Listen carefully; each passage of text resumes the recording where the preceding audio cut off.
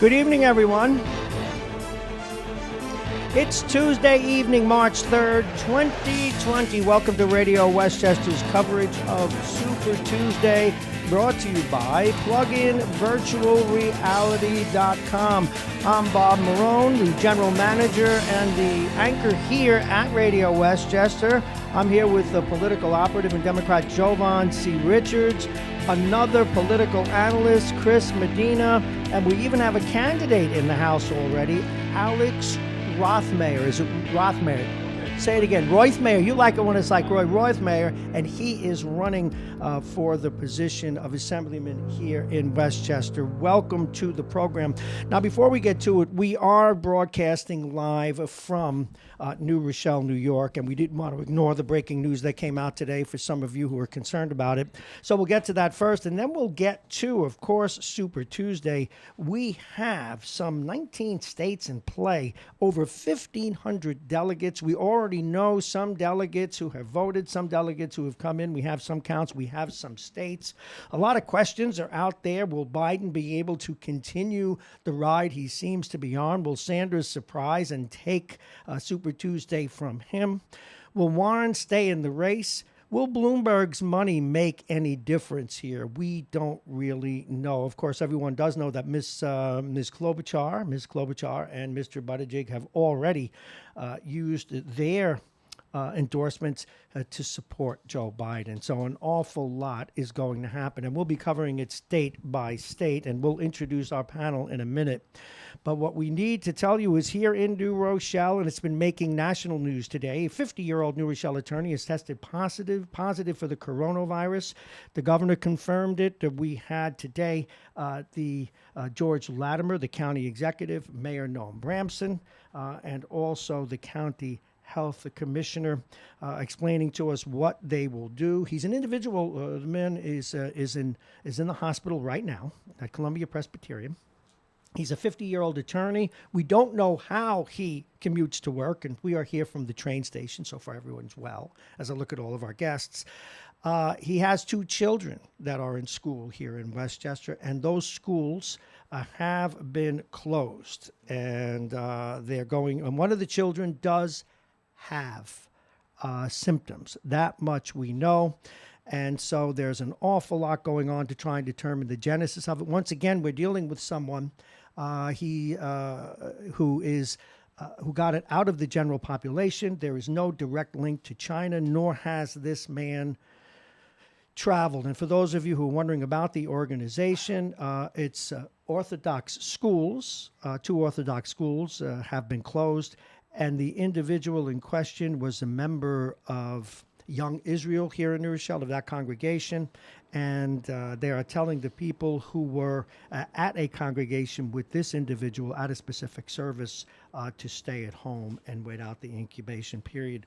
But as we know more, you will know more. But again, a spokesman now from the Westchester Jewish Council said that all modern Orthodox schools were being closed. So all modern Orthodox schools now, and that is the latest update. But I'd like to, once again, welcome our guests to the program.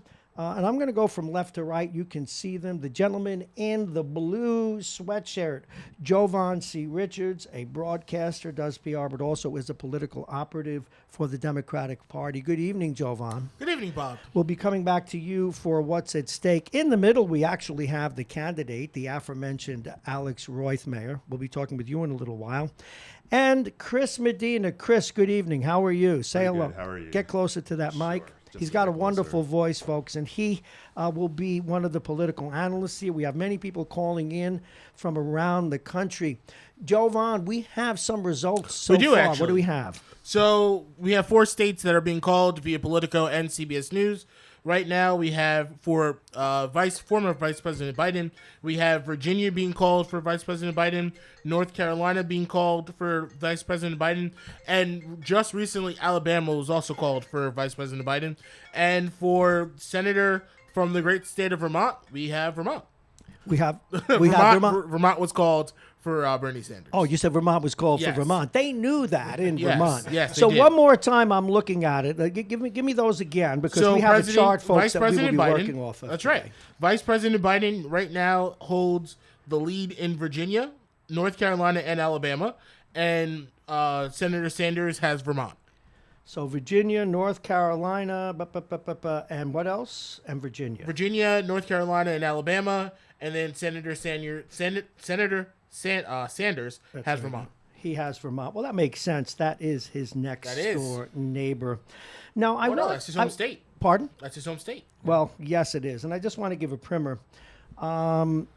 Before, when it was just Tuesday and voters went to the polls like they did any other week, the election season, candidates for the highest position in the land didn't operate like their political lives hinged on the outcome of one single day.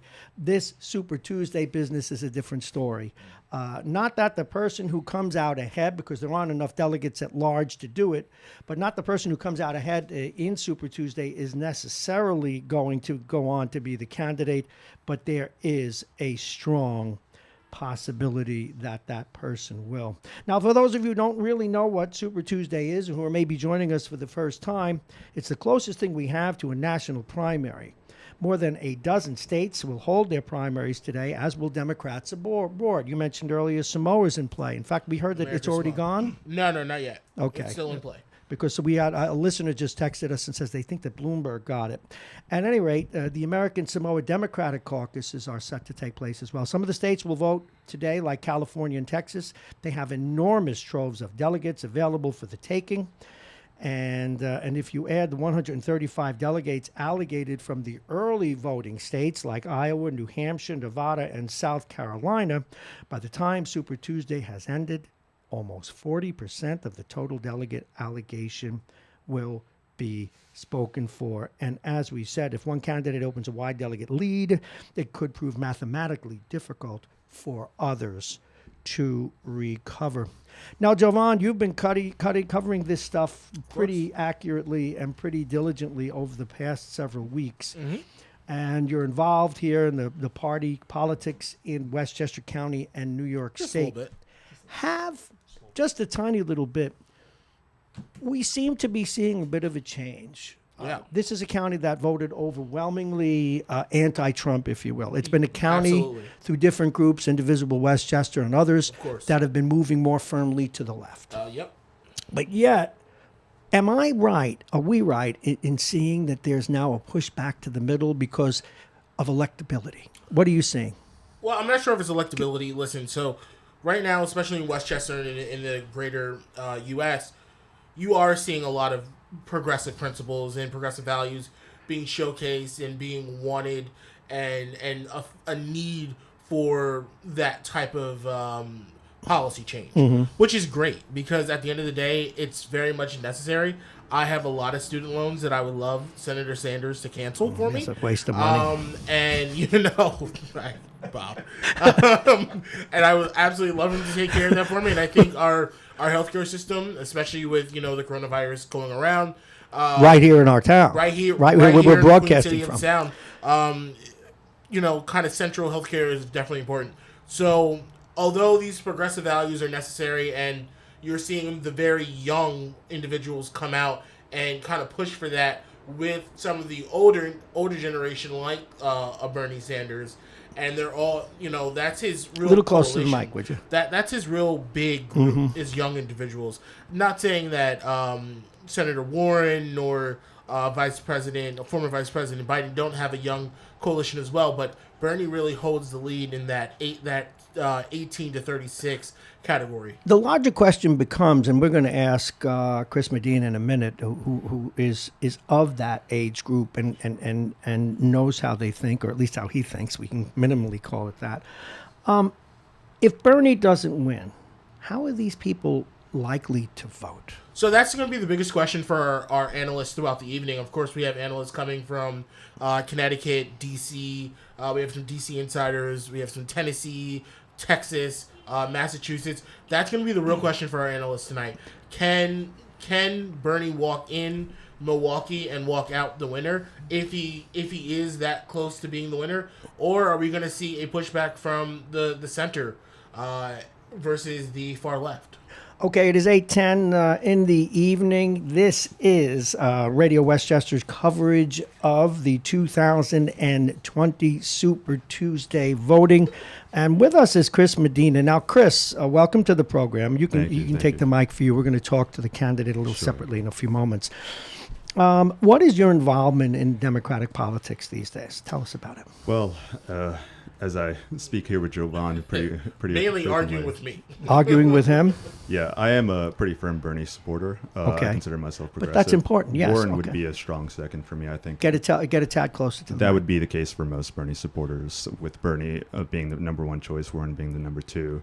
I really do think that what's going to happen here is if Bernie takes polarity and comes in first and really shows up to convention, has the majority of delegates, even if it's by a slim margin, if that convention then turns into a brokered convention and Warren or somebody else, Warren would probably be an okay choice. But if, say, a Biden comes out of it or Bloomberg, and that's taken away from Bernie, you're going to see strong pushback from his supporters. You know, I'm just thinking you all haven't seen, given your ages, and that's with all due respect to everybody here, brokered conventions for what we all do. Forget who you're rooting for.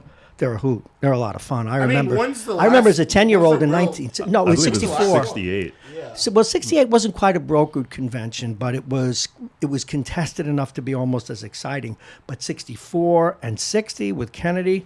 I mean, I was always a political want. And I know they're looking at me like, geez, this guy is old. He's really showing his age. But I loved it. And there I was with my little transistor radio, 2 a.m, listening to the convention that nominated Jack Kennedy and how they finally picked the vice presidential candidate, who later became president, of course.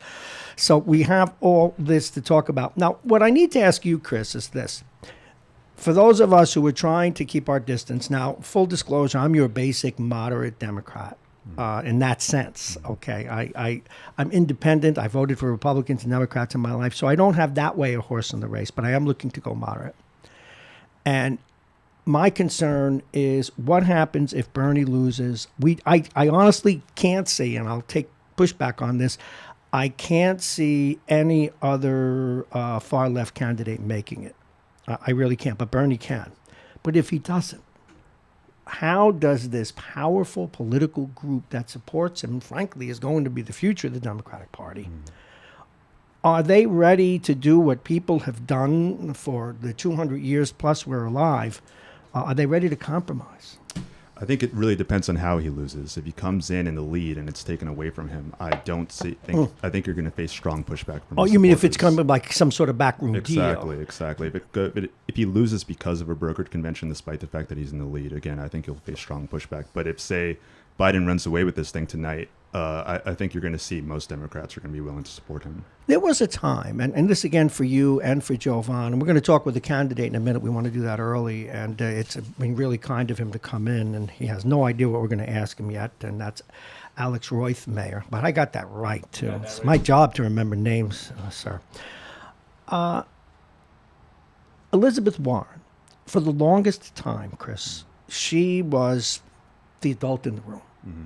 For a year or so. The adult in the room. She had policy. She had numbers. Plans. Pardon? Plans. She had more plans than you could imagine. I mean, and they were validated in many ways. They came with numbers and budgets. And yet now, as she started to lose, her desperation has taken away from the gloss a little bit off that. Well, I posit that. I'm just telling you, we who do this for a living, we've observed that. We think we have. Now, what you have to do is take over your Warren-colored glasses on this. I will. I'll take off the green-colored Well, she seems more strident and less measured, less the adult in the room. I mean, I know the question was addressed to Chris, but I hate to say it's as I said, you can crosstalk.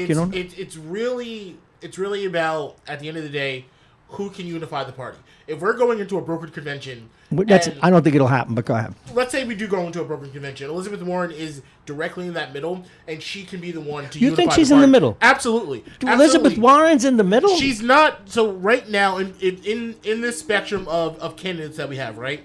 We have the very far left in terms of Bernie Sanders, and right now you're seeing a lot of pushback for Bernie Sanders because of his supporters. His supporters have literally change the minds of other voters because of their over enthusiasm, if you will. Very threatening, very active, ready to jump if someone doesn't agree with them at all times. Versus, Vice President Biden, who is middle of the road, kind of following the Obama footsteps in the snow. Which is center-left, Yeah, so kind of pulling that. But at the same time, you have Elizabeth Warren, who has been very progressive, who has a lot of progressive values, but has plans and procedures and operations to ensure that her plans become reality.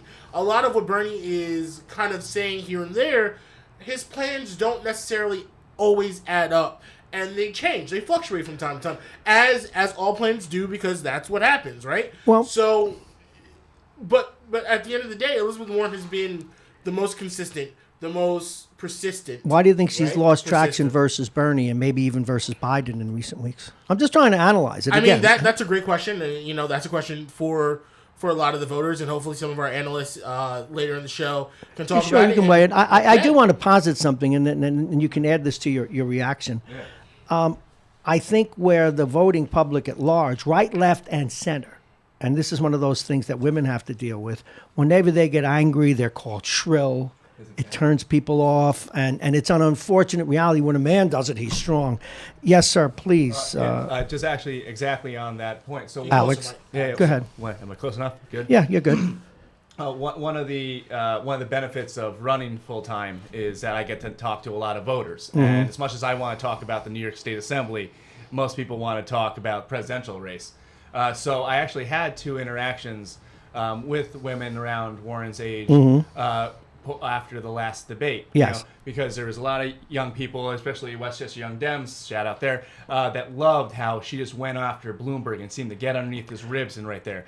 But exactly to your point, I met 2 women in particular who were going, I was with Warren and I like her a lot, but she fell into a stereotype that I've been spending my entire professional life trying to get away from. And it may have been a woman that told you that as well. They were both women. Mm-hmm. They told me, and I didn't see that because I was more on the look. Just it was a lively debate, and sometimes, and she, I think that someone said she won the internet, but outside of the internet, on that, exactly your point about I don't. We hold women to a different standard. There's no question about it, and it hurt Hillary Clinton back in the day. It's unfortunate. It is. Now, I got a text from someone, Jovan, and this is for Jovan and Chris, really. And we're going to deal with you just a little separately because I want people to get to know you. It's why you're here, and it's early in the show. We'll do that before a lot of the results come in. No, you can continue to comment, but I want you to know is we're going to give you a little dedicated time. One of our listeners, regular listener, texted in and said, and he put it simply, and I'll add a little bit to it. Should we wipe out all college credit debt? Absolutely. And if so, why?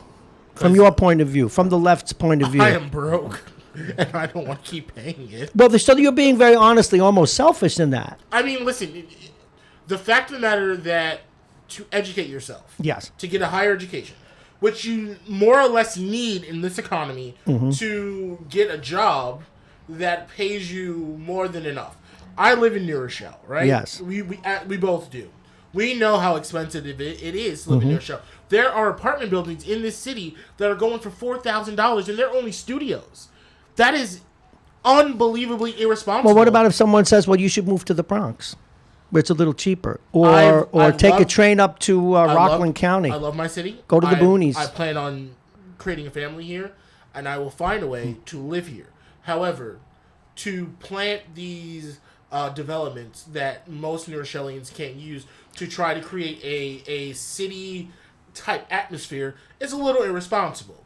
Let's be fair. Is it irresponsible, though? And again, it's my job to provide ballast here. Of course. Is it irresponsible if they include affordable housing with that? Now, I know that's a phrase because affordable housing may be, it's workforce housing, and exactly. it's still a $2,000 rental we're talking, for a closet. But even I get that, we're talking 15%, yes, which is possibly 10 units. Yeah. Okay. Now, I want to get Chris's take on this. Chris. If you don't mind, I actually want to go back to something that Javon said Please earlier. Do. Just the way he characterized Bernie supporters. I think it's incredible that we're still talking about this myth of the Bernie bro. It's not a myth, Chris. It's not. It's absolutely not a myth. Is. The Economist actually did a piece in late September last year where they looked at his voting base and they compared male to female, especially. And under 45, he actually had more female supporters than male. His support is across Hispanics, men, women. You're talking about Bernie, he's a right? Very, Yeah, very but we're support talking. base. So this notion there's that no. I not to cut you off. There was no notion that I was It's the far left versus discrediting- the far left. I was not discrediting his support base. I'm discrediting their overenthusiasm to want to ensure that he wins and will not tolerate anyone else possibly being the nominee. That's what I'm saying. No. You're What you were saying is that you were characterizing his entire support base as being this like angry Characterizing male, unreasonable. Absolutely not. I was characterizing their overenthusiasm, and I even is. said that overenthusiasm because they will choose. They refuse to choose anyone else. Well, we'll have to agree to disagree on that. And Well, on you're the going to be second agreeing point- to disagree a lot this evening, left on and the second left. point, I think it's actually somewhat becoming ludicrous to consider Warren as this like unifying candidate. That argument made a lot of sense before Pete and Amy dropped out, but now that they're gone, you're already seeing Okay. a strong push from the left to have her drop out. Okay, to if I support may, Bernie. this is a really good conversation, and it will continue throughout the night. But one of the things that I find interesting, and this is by observation, is you're not that you're living in a bubble. In the abstract, there's a bubble of context here, and the context is how does the left, who can they agree on A as a candidate and B what they should do? But what I want to do is extract that now and say, what if Bernie and or Miss, and for some reason I keep blanking out on Elizabeth Warren. Thank you. But what if they represent, even though you two can debate the extremes or not of that, what if that's not going to get you home? What if you're not even going to get the moderation that Barack Obama brought? This is a great debate, but isn't the real debate, how do you get the current president out of the White House? I mean, that's the underlying story, and I think that's where a lot of the passion comes in, because we're noticing, and people have even said it from time to time, that they won't vote for a Biden or a Bloomberg, and then you have other people saying they'll vote blue no matter who. So Okay, it comes down to that. We're going to take a quick break. It is 8:22. I'm here with three very interesting people. And for those of you who are new to how the left thinks, we have Democratic operatives here who are sharing that with you, and it's very valuable. But we also have with us a candidate. His name is Alex Rothmayer. It's not Rothmayer, it's Rothmayer. He is running for the assembly seat to be vacated because he's not running again. For Mr. Buchwald, who is running for the Congress. And boy, does Mr. Buchwald have some candidates running against him.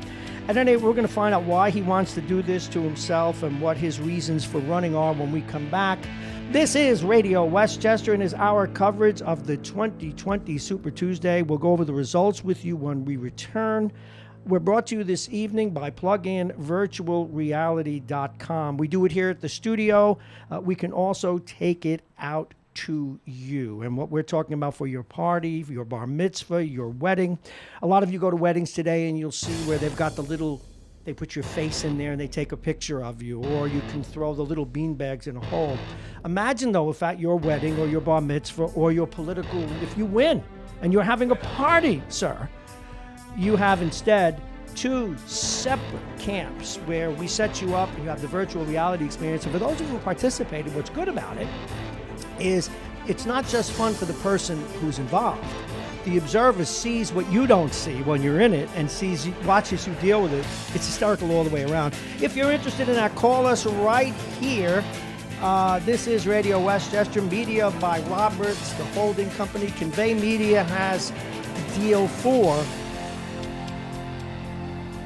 plug-in virtual reality. And the phone number is 914-727-2726. Call us, 914-727-2726. Stay right there. We'll be right back.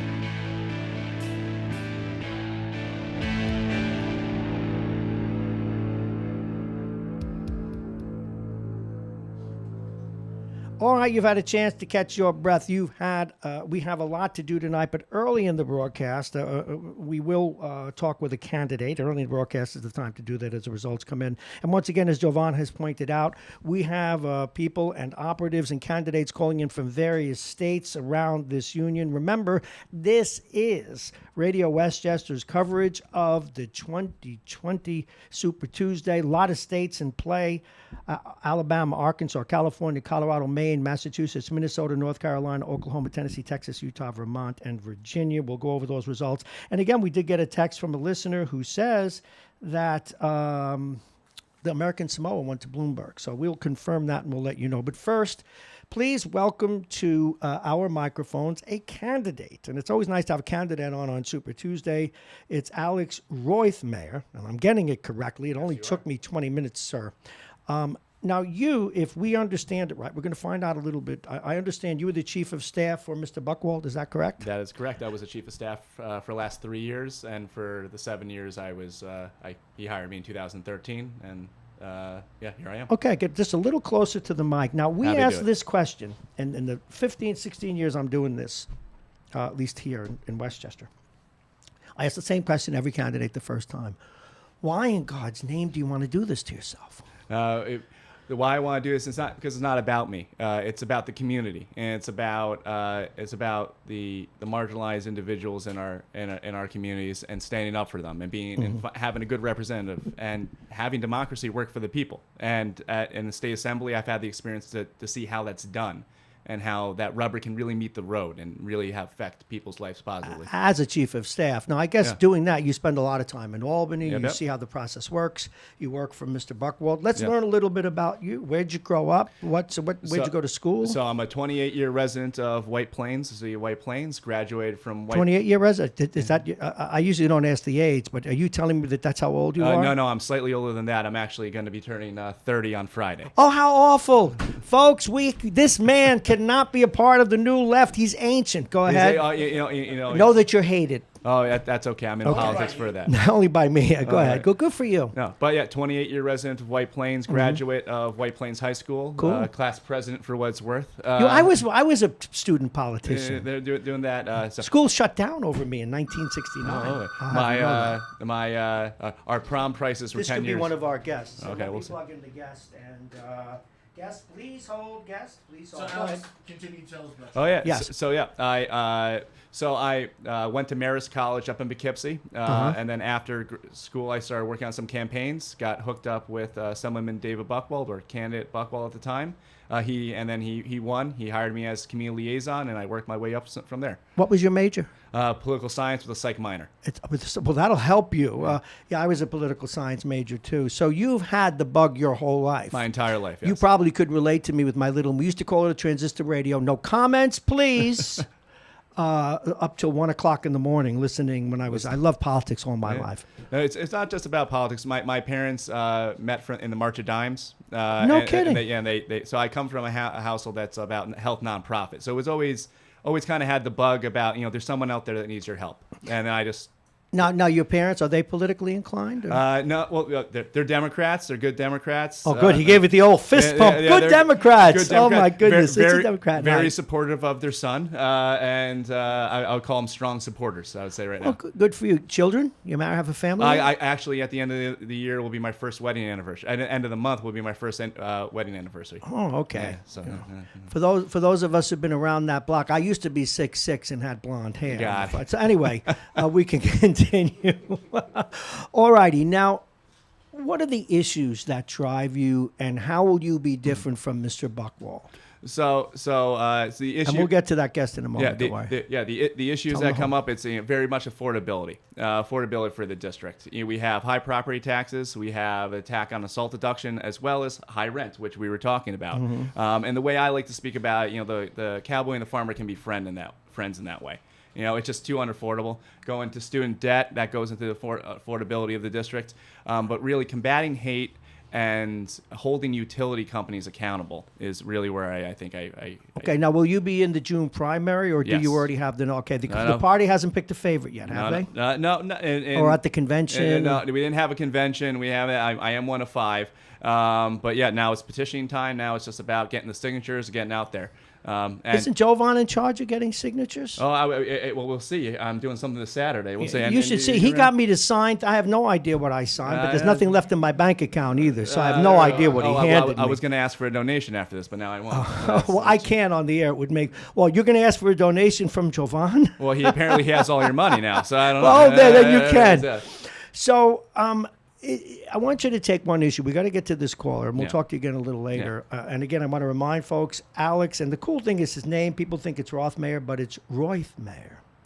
And he's running for the assembly seat to be vacated by Buckwald. What area does that entail? So that's half of White Plains, Newcastle, North Castle, Mount Kisco, Bedford, Harrison, Lewisboro, Pound Ridge, North Salem. You really have that memorized really well. It's been 7 years, that's so pretty that's the. But okay, we're going to come back to you a little later, and we're going to ask you the magical question we also ask every candidate. Someone's in the booth on the nominating day in June. Why should they pull it for you and not for someone else? All right, we're going to go to the telephone. Jovan, who do we have? So we have Marissa Caro, yes, who is known for being a Democratic commentator on Fox. Wow. Yeah. A Democratic commentator on Fox. This is like a donut at an OA meeting. This is like a donut at a Weight Watchers meeting. Oh, all righty, let's go to her. Good evening, and thank you for holding. How are you? Hello. Hey, Marissa. Hello? Hi, Hey. Melissa. Hi, guys. How are you? Thank you very much for calling in. I know we had you on hold. We actually had a candidate here, and we wanted him to tell us. Now, you are a Democratic operative on Fox. Do you wear a spacesuit when you go into Fox to do that, or any kind of armor or anything? You know, I should, but some days are better than others. I remember one time I was sitting up there and I was having a panel discussion with a group of Republican voters.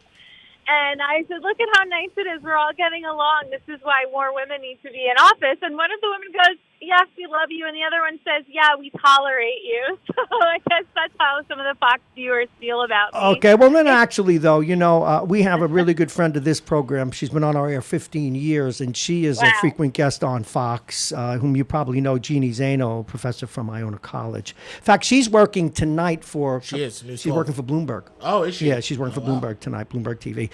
So now, what state are you calling from? So I'm in Greenwich, Connecticut. Oh, you're right up here in border. Greenwich. Yeah, she's in Greenwich, but she is one of the brightest minds democratically out of Fox. Or actually just to be one of the fair, brightest minds. I just had a little fun with Fox. Fox. This is a Democratic Super Tuesday, so of course we're having fun at Fox's expense. But, of course. But now, how do you see the evening shaping up? We've had a conversation here that's really focusing in now on Sanders Biden. We think everybody else is an outliner, more or less. And the questions are, can Sanders prevail? Can he keep up that wind behind his back that he had? Or will the new wind, the new surge that's driving Biden, who do you think wins the day, and what do you think the factors are? Well, first of all, my apologies to Jovan on Elizabeth Warren absolutely tanking tonight. Wow. Sorry about that. Oh, yes. By the way, everyone That's how agrees we're gonna with start me. this? Yeah, I appreciate it because everybody agrees with you but Jovan. So That's how we're going to start this? know. It's early. You It's know early. what? Calm down, guys. You've got to vote with who you believe in. And I think that Joe Biden, his wins that people are touting as these great, big, surprising wins are not, we're not seeing any surprises at all tonight. You know, we expected Biden to do well in the South because he is such a moderate. And, with Klobuchar and Buttigieg, the two other moderates in the contest, putting their weight behind him, hoping that the people who would vote for them are going to vote for Biden, that was all very textbook DNC right there. Bernie, of course, we expected him to take Vermont. That is his home state. He's been very well received there for a very, very long time. And I think that at Super Tuesday, I don't know that it's going to be a lot of surprises. I think Biden is going to come out pretty strong tonight. And I think as other states, more progressive, traditionally progressive states, start to come in over the next, few primaries, we'll see Bernie Sanders pick up steam there. So I think that a contested convention is obviously going to be inevitable. you really think that? Everybody over here is rooting for a broker convention, too. Go ahead. I'm sorry. I don't think for one. I'm not pulling for it. Of course, it's exciting, and I'm going to get a lot of airtime when I think that comes on. But it's just something that I don't think is going to be achievable. I mean, you have Mayor Pete hanging out there with 27 delegates, who is, obviously no longer in the race. You have Klobuchar with her 7. The only one who's not getting out of the race is Elizabeth Warren, and I feel like if she was a true progressive, she would get out and she would put her weight behind Bernie and I'm just kind saying, of see what that does. Nevertheless, she persisted, and she will continue to persist all the way to the convention. Marissa, I do have a question for you. So we've already called Virginia, North Carolina, Alabama for Biden. Now, we've been talking about the South, right? And Texas is a big part of the South. Ideally, polls have shown that it is going to go handedly to the great senator from Vermont. However, recently we just got former Vice President Biden received a massive endorsement from the former Senate candidate and former Congressman Beto O'Rourke. Does that sway any voters that could have been for Sanders to kind of think about, kind of going with the hometown hero? Well, I think Beto O'Rourke, obviously, people love him in Texas, and he is much more of a moderate. And I think that him putting his weight behind Biden will make it maybe a little bit more of an interesting contest for Texas. I don't think that, you do have some really progressive millennial into populated cities in Texas. Yeah. I'm surrounded by them here in the studio. Go ahead. Yeah, exactly. That's not very different in Texas. You do have those populations that are going to go Sanders all the way, but you do also have to account for a lot of those moderates in Texas that, they're quite on the fence. I mean, they're Democrats. They're certainly not going to go for Trump. But, you have to remember some of those Texas Southern values that is still a big part of the state. So I think that Beto's support is going to see a little bit of a jump for Biden, but I think that's going to be a very, very close race. And poor Michael Bloomberg should just get out of the way for everybody at this point. I think he just won American Samoa. He just won American Samoa. So you're listening to the Super Tuesday coverage on Radio Westchester. Of course, Bob Marone, Javon C. Richards, and Chris Medina. Also in the studio with us right now is Alex Rothmeyer, candidate for the Assembly. And on the phone we have... It's Rothmeyer. You're going to do that all the time, aren't you? Yeah, I am. And, of course, on the phone we have the insightful Marissa Caro, a political commentator for Fox News and other great publications. And to that point, I have a question for you. The way it sounds like, and I don't want to put words in your mouth, do you think Bernie, now I think Biden's going to win tonight. He's already trending and we'll get to it. Do you think, though, that Bernie can knock out Mr. Trump? Do you think there's an oomph there? And at what point in time will you have to, perhaps as an if you were an operative as opposed to an analyst, at what time will you have to concede that there needs to be a compromise here? Well, I think that the progressive movement on the left is gaining steam. Is it gaining enough steam to overtake, a moderate like Joe Biden? I don't know. But is it going to gain enough steam to defeat Trump? I also am not sure about that. I think that what people are fearful, and what I'm hearing from fellow Democrats, what people are fearful of is, if Bernie Sanders is elected president of the United States, if he does defeat Trump, which I don't know that that's very likely, he's not going to be able to get much done. I mean, people are going to be... It took Obama how long to pass through the Affordable Care Act, a watered-down version of it. And you know what? He had a lot more support than I think Bernie's going to have in the House and the Senate. And I think that Bernie, if he does win, he's going to have to be a little bit more compromising. And sure, these are, his beliefs and what he's running on, but it's very different to run on promises and actually deliver them when they're so very polarizing, especially within your own party. Yeah. Go ahead. I'm sorry. That's something that he's going to have to really take a look at and see what is worth falling on his sword for. But going head to head with Trump, I think 4 years ago when, he first was starting to gain a lot of popularity, that people were very interested in seeing him defeat Trump. Now, I mean, of course, the longer someone is in the public eye, the worse their image is going to get. Isn't that the truth? Things are coming out about him, loving Castro, which Obama said the exact same thing, but no one could touch Obama. But now that Bernie's saying something like that. Well, excuse me, Jovan just had some sort of a tick, a Tourette's moment. Right. Go ahead. Obama. What's that? No one can touch Obama. He's gone. He's been president. He's retired now. He's eating tacos and listen, man, he's still influential and he's still. Of course he is. Wait, we're going to see who he backs. I mean, listen, there's a rumor, and maybe Marissa can talk about this in a couple seconds. There's a rumor that President Obama's already joined the race, and he's already been making secret calls. For whom? For as it's a quote, for the unity of the party.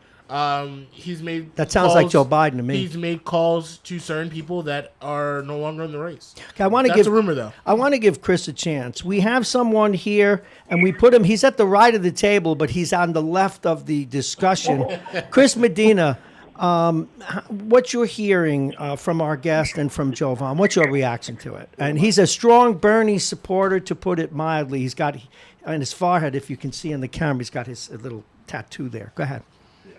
Tattoo notwithstanding. Oops, sorry, I didn't put your mic on. Go ahead, sir. Am I Go good ahead. now? Yes. Go ahead, you're Hi, on. Marissa. Hi, how are you? Pretty good. My question to you is, I know you were speaking about how Bernie probably would have a ton of trouble getting things passed, and I tend to agree with you. My question is, though, given how entrenched partisanship is at the moment, and given how obstructionist the Republican Party has been, especially throughout the Obama presidency. Yes? Go ahead, speak up a little louder. He's got a great voice, but he needs to project it. You know the deal. I was asking, just given how entrenched partisanship is currently and how the Republicans are being extremely obstructionist, especially as we saw throughout the Obama presidency. I know you mentioned that you don't think Bernie would have any luck getting anything passed, but what Democratic president would get things passed? What sort of policies are we looking at where we're sort of able to reach across the aisle and work with Republicans? I'm curious to hear from you on that issue. Well, I think that Bernie has been around the block in the Senate for a very long time, and obviously so has the vice president. And I think that people are going to tend to lean more towards a moderate president. And when it comes to health care, Joe Biden talks about building on the Affordable Care Act, not blowing it up and completely, taking it away and going to a single-payer system. I think that might be more palatable for some moderates. Now, I think that 92% of Americans is a statistic that think that we need some sort of health care reform. The problem is nobody knows what the hell that is or what that's going to look like. And wait. But what about the new Republican health care program? Rub dirt on it. That's a joke. Did you hear that new program? I got Jovan. Write some Windex on it. Yeah, something like that. And I understand as the there's black no folks would easy say, answer. Now, drink some ginger ale. I'm going to make some of the people in this room very uncomfortable, but the question needs to be asked. Jovan wants all of the student debt written off, and I understand where he's coming from. He's a recent Not just graduate. Jovan. I think Chris and I actually agree on that one. No, Chris did agree with you on this one thing. But can that fly? Is that an issue that can get someone elected? Why not? I'm asking Marissa. Oh, sorry, my bad. Yeah, I know what you want. I mean, I want to run away with Kate Upton, but it's what I want and what happens is not the same thing. Go ahead. I'm a millennial, too. I mean, I graduated college in 2010 in the worst job market since the Depression, and student loan debt is rampant. Millennials aren't able to buy houses. We're not able to save for retirement. There's a lot of things that are being crippled as far as that check off the boxes of the American dream due to student loan debt. Do I think that fully forgiving all student loan debt is going to be something that is going to be a big Democratic Party ticket?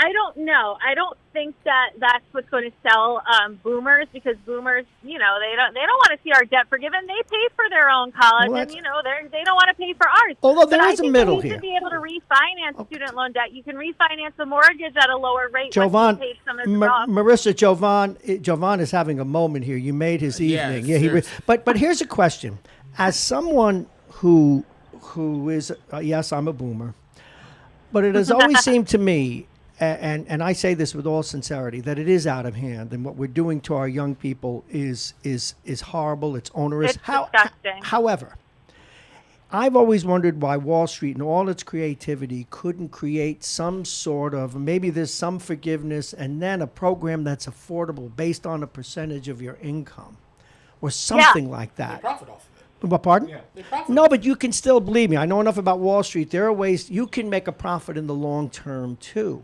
You know, why do we have to have such onerous rules, high percentages? Why add a profit in the long term when you can make probably equal, if not more, current and No, keep no, that I progressing? understand that, but we have almost all progressives in this room. That's where regulation comes in. I mean, it seems to me, and I'm just putting it out there, it seems to me that there ought to be some way to help solve this problem, because if you can't sell, as people of the left, if you can't sell full forgiveness, I don't think you should be giving up the ghost either.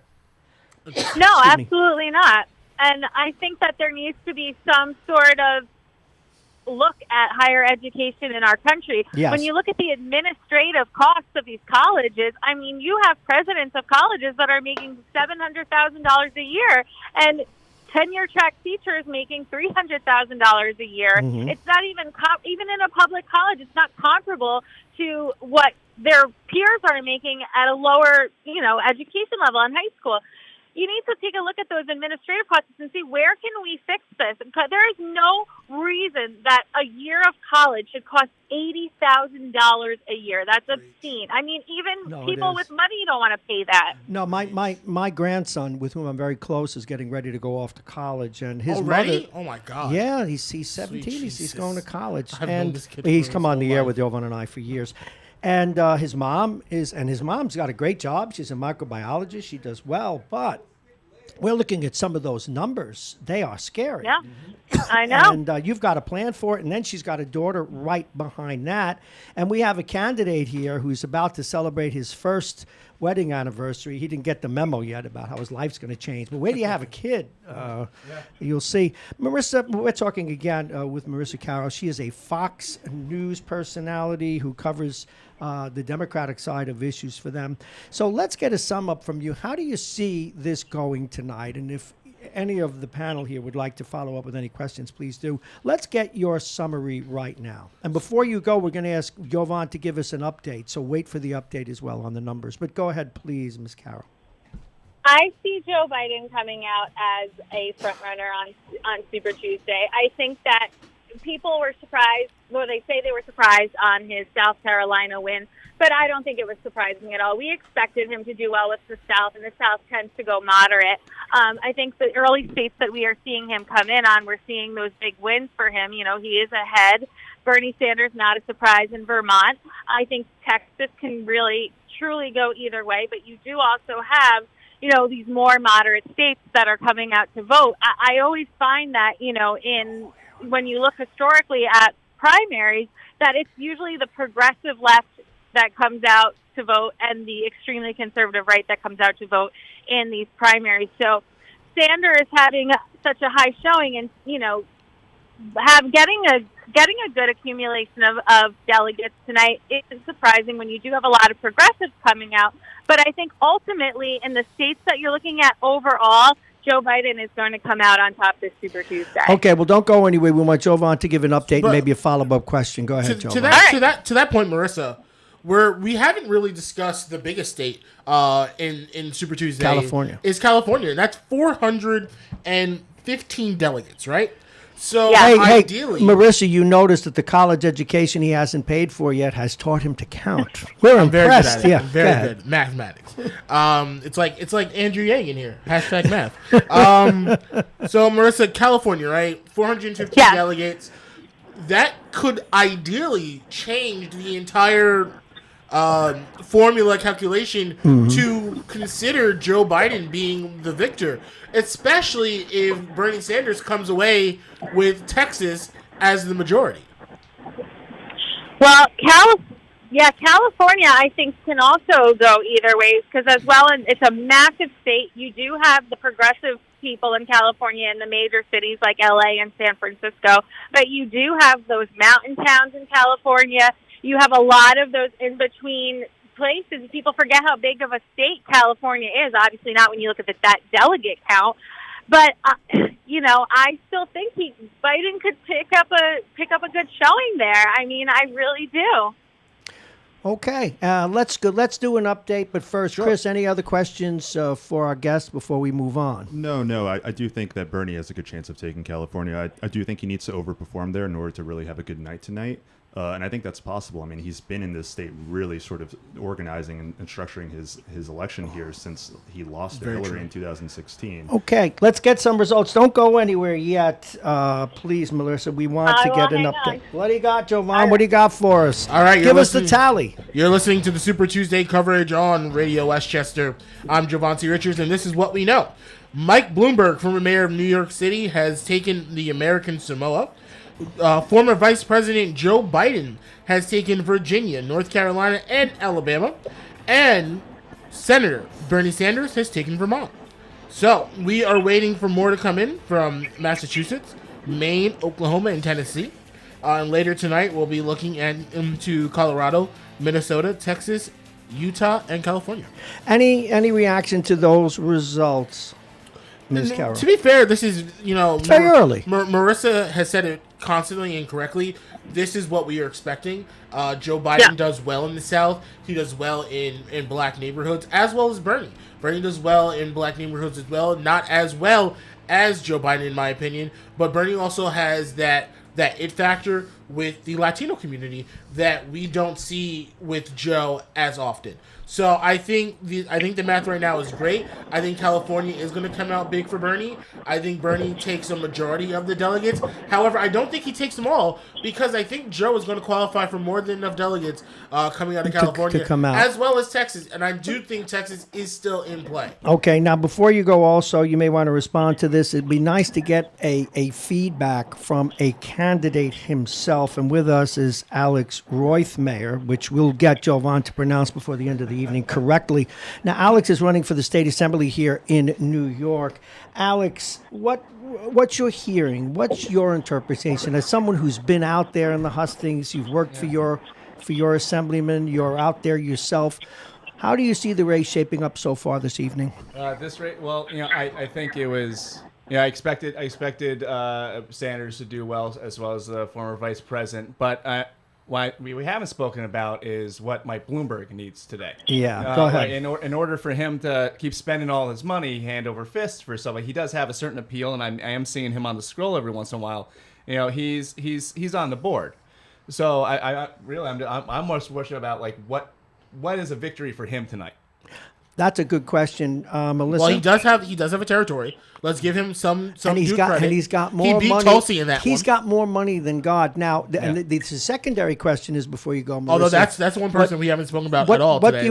What do you expect from him tonight? A, B, will he use his money to help any candidate, assuming he doesn't get the general nomination? Marissa. Michael Bloomberg. I think that the best thing that he could do is drop out of the race. And honestly, I think he is more apt to be endorsing someone like Joe Biden. Yes. Michael Bloomberg claims himself as a moderate, as an independent and whatnot. I highly, highly doubt he would put any support behind Bernie Sanders. And, if he did, I think people would just kind of write him off. Really? To all of you, and let me look at the panel. He's that dead to all of you? Well, listen, Not to me. This is some of the numbers that he has spent on advertising. So what? $18 million in Virginia. So what? It's insane. But this is all about the question at the end of the day, right? Is his money actually playing? Is his money actually working? Sure is Elizabeth Warren actually correct to say you've paid your way thus far? Let's hear the voters. Do they agree? $78 million in California. $52 million in Texas. Those are the two biggest states where he's thrown so much money into. Let's remember, he has totally forgotten the 4 early states. He jumped in the race late. True. He jumped in the race late. The DNC, in more than one way, kind of invited him in. It invited him to at least play in the debates. Okay, I think. Let me share with you, and only in the interest of time. One of the things that he's done, whether we or you or any of us like it or not, he won from irrelevance, and we're talking about him. That's what money does in America. but do the voters agree with you? And we're seeing, Some do, some don't. Although we're seeing him on the board, he is very, very rarely breaking that 15-20% threshold he needs to obtain was it delegates. Marissa who said, and you? I think it was you before when we were talking about it. Sometimes, though, familiarity breeds contempt. He does not play well being out there. He, as someone, it's kind of like religion, and you'll all excuse me, but it's better if you don't know too much and you could hope for the best. And once you get to know it, it's like, oh, it's another phony deal. I mean, without his open wallet, without his open checkbook, what is he? He is a person who has. He was a leftist mayor. For half of no, stop that. He wanted you to stop drinking all those Coca-Colas. And you know what? That's how he lost my vote right then and there. Well, no big gulps. You gotta go. I wasn't going to go there, man. Of course, I was not going to go there. But we also, we talk about the big gulps. We talk about stop and frisk, which is dangerous. One of the most dangerous initiatives New York City has ever seen. So are we going to condemn a person for one? Absolutely, Bob. Absolutely. Okay. Well, go on. You've been heard. We want you to take his stress, eat a burger, calm down. He has shown that he's not this progressive juggernaut that his money says he is. Well, he's not totally progressive, but that's what makes him, for some people, he's competent, he's reasonable, he's centrist. I'll give him, he's great on gun control. He's great People don't smoke in New York City in restaurants because of him. Control. So you're going to throw all that away? No, let's find a place for him just not being president. Okay, but fair enough. I mean, I want you guys to talk. I said this about Mayor Pete. I've said this about de Blasio. I think Bloomberg has a little more credit than de Blasio, and that's That's not hard. I don't think being a mayor of, this is kind of towards Mayor Pete. I don't think being a mayor of a city that's not the largest city in your state qualifies you to be president of the United States. Although we got our next guest in 4 minutes. That's true. We do, folks. And I remind people we're going to start moving on, but I want to get a final comment from our guest, and we really appreciate Melissa you coming on. Is it Marissa? Right, it's Marissa. Okay, you got me on. And remember, he's Royth Mayor. Okay. Yes. Marissa, I'm sorry about that. He kind of stuttered when he mentioned your name, and I didn't get it right.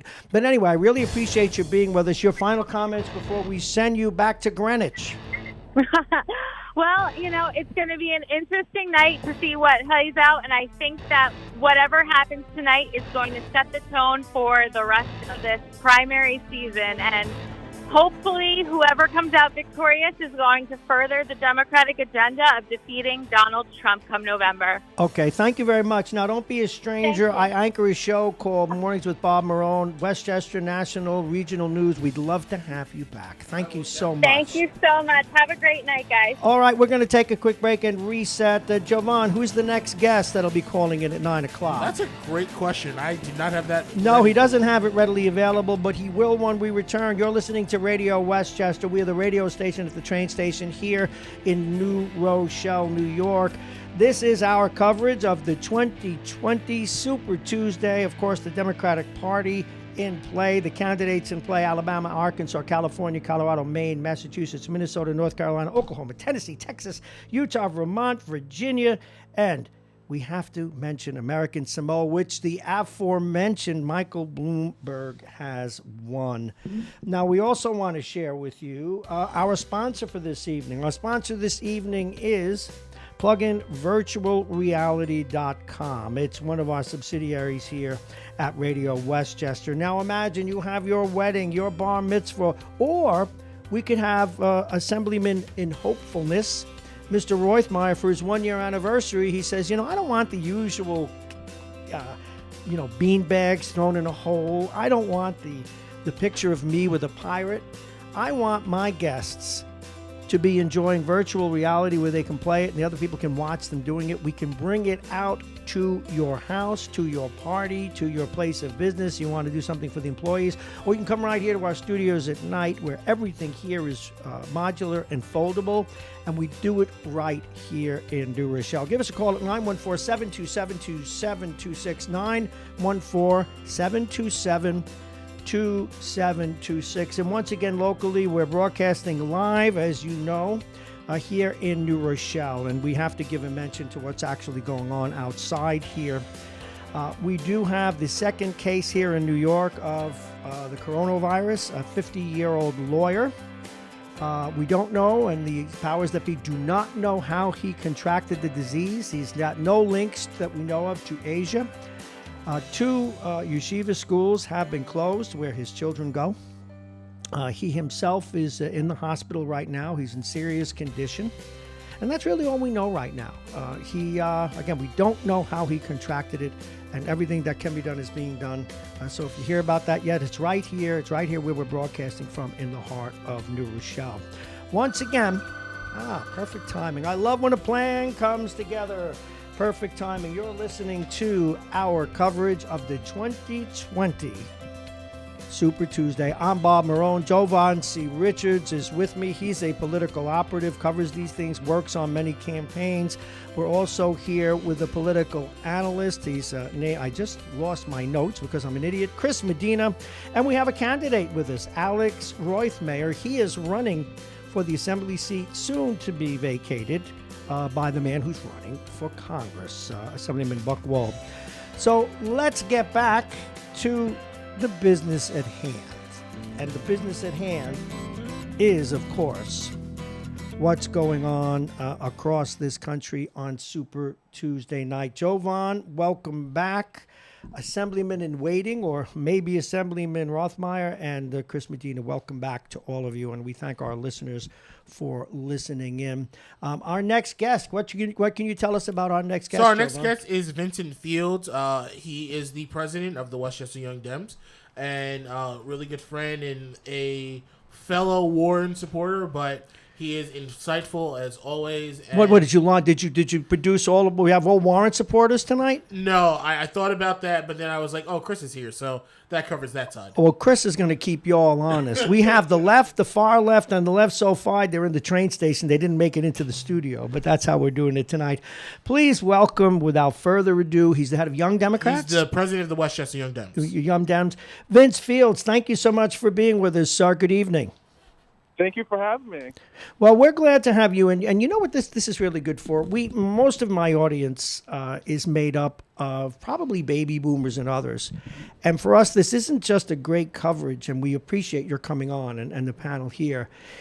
What's good for us is we're getting a first-hand look at how the people who've supported the front runners in these races all along, Elizabeth Warren, Pete Buttigieg to a lesser extent, and of course Bernie Sanders, and it has great value. Now you, sir, who heads up Young Democrats, that says it all, except you're a Warren supporter, and for a long time she seemed like the front runner. What do you think are Ms. Warren's chances, Senator Warren's chances at this point? Well, there's still a lot of delegates still out, even after Super Tuesday. Super Tuesday is a third. There's still 2/3 still out there. I can't, I don't work for the campaign. I'm not sure what their head's at right now. And right now, the night is not over yet. We don't know. It's going to take a couple weeks before we fully know what happens in California. We'll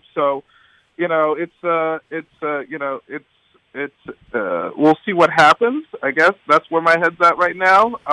From what I saw from online, and it looks like the Senator Warren still plans on moving forward, and that's her plan. She persists.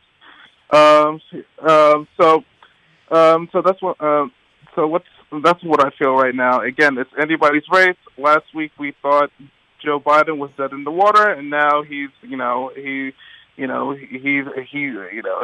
really racking them up in terms of wins. So we don't know what happens. That's what happens in politics.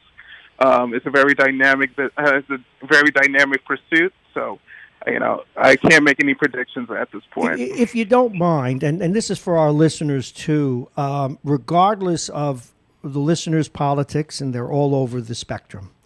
It's nice to see whether they be Republicans, conservatives, Democrats, conservatives, liberals, whatever.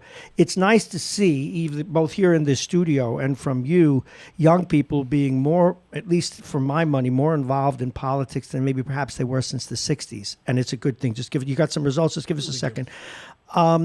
What is your background? What got you involved in politics? And before you answer that, Jovan has some, evidently, he has some news for us. Jovan, you have some results? Yeah, so we just got this in. According to Politico, Senator Bernie Sanders will take Colorado.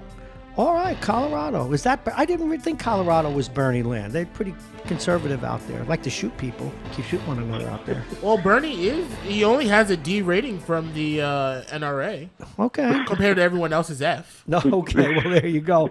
Anyway, I'm sorry, back to our guest. Thank you very much. Vince Fields, what got you involved in politics and young? Since you said you were young, we'll do something I'm loath to do, which is ask people their age. How old are you? What's your background?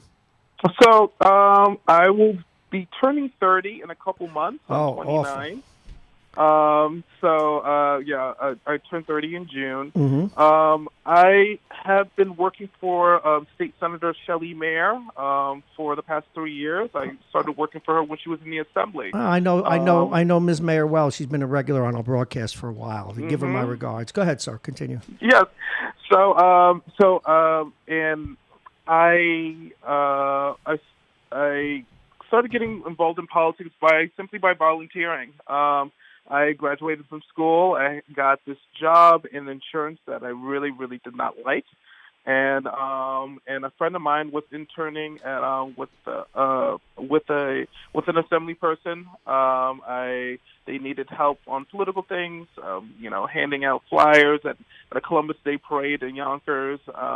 And I just started consistently doing that, just on weekends when I didn't really have anything to do, when I really felt like I didn't, was pursuing, when I felt like pursuing my own kind of interests, I kind of filled my time with just volunteering. So I did that for a year and a half, and something opened up in Shelley's office, and I got the job, and the rest is history. Well, you know what? Good for you. It's good to see someone, and folks, you may not like his politics, you may like his politics, but being involved, being in there, in the arena is everything. Good for you. Now, a couple of questions. We know, according to Jovan, and he was very happy because you were a Warren supporter, we have, of course, with us Chris Medina, who carries a huge torch for Bernie Sanders. Mm-hmm. Now, it doesn't, frankly, in the long run, look good for Warren. Will you turn your group, or will your group turn towards Mr. Sanders and this, I always have to ask this, and this is where we boomers and y'all come together.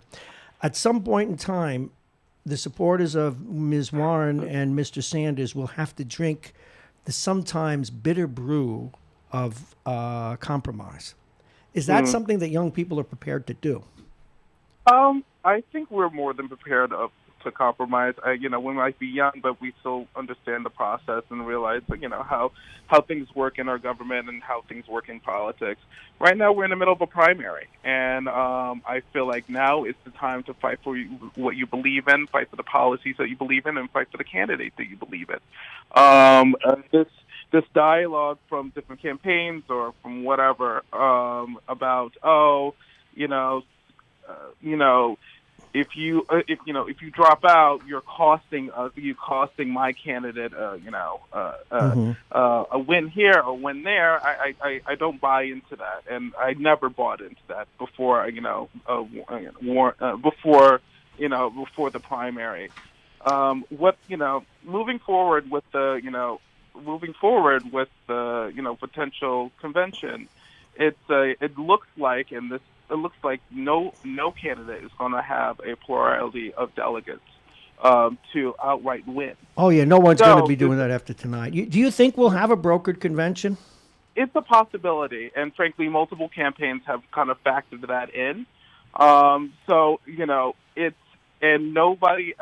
Nobody on this field who's currently running has the kind of coalition that could bring in all spectrums all spectrums, all sides of the party together, other than Elizabeth Warren. That's why I feel it's still appropriate for her to be in the race. My guest, I just want to remind people, is Vince Fields. We're going to get to him. I caught him with my eyeball. This eye saw him. We have someone who has a question for you, but I just wanted to remind people, this is a Radio Westchester's coverage of the 2020 Super Tuesday race ongoing as we speak. My guest, Vincent Fields, he is the head of Young Democrats here in Westchester County. And Mr. Medina has a comment. Go ahead, sir. Sure, yeah. I think what needs to be said is that young progressives will compromise as long as the process is perceived as fair. Look, you have to look at the facts. Democrats have been talking about how undemocratic the Electoral College was after Trump won in 2016 for a number of years now. And for them to harp on that point over and over again for years and then turn around and have super delegates sort of decide the outcome of this primary is really not going to play well in the general. Well, it may not play well. Now, here's the thing. And tomorrow, Thursday, I'm going to be talking with someone who has been a super delegate. Okay. If super delegates are part of the system, now I'm not defending it, but if they're part of the system, is that not also fair if it's baked into the system? Well, look, electoral votes in the Electoral College is part of the system, and yet the Democratic base and the establishment has been pushing against this as a reason that Trump won. And really, we've seen it play out. We've seen the sort of rally against this. So for us to turn around and say, oh, well, it's part of the system now that it's in our primary, really just reeks of hypocrisy. Okay, Chris Fields, good answer.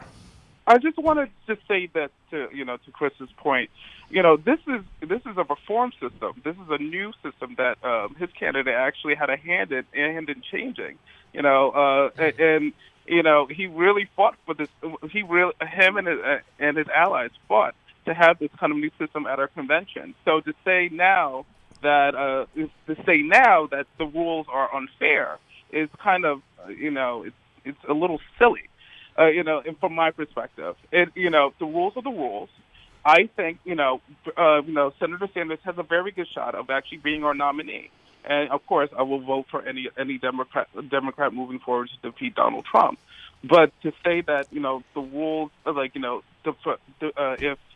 if we perceive, the perception of the rules is going to cost us the election. It's not. I don't think that holds weight right now. Okay, you decide the rules ahead of the race, and you adhere to them. That's great. That's a great debate you both have. We'll probably do more about that as we go through the evening. I got something for the panel and yourself, sir. Let's go down the road a little bit, and for now we're going to focus on Senator Sanders and Vice President Biden. If either one of them, I think one of them is going to wind up with this gig.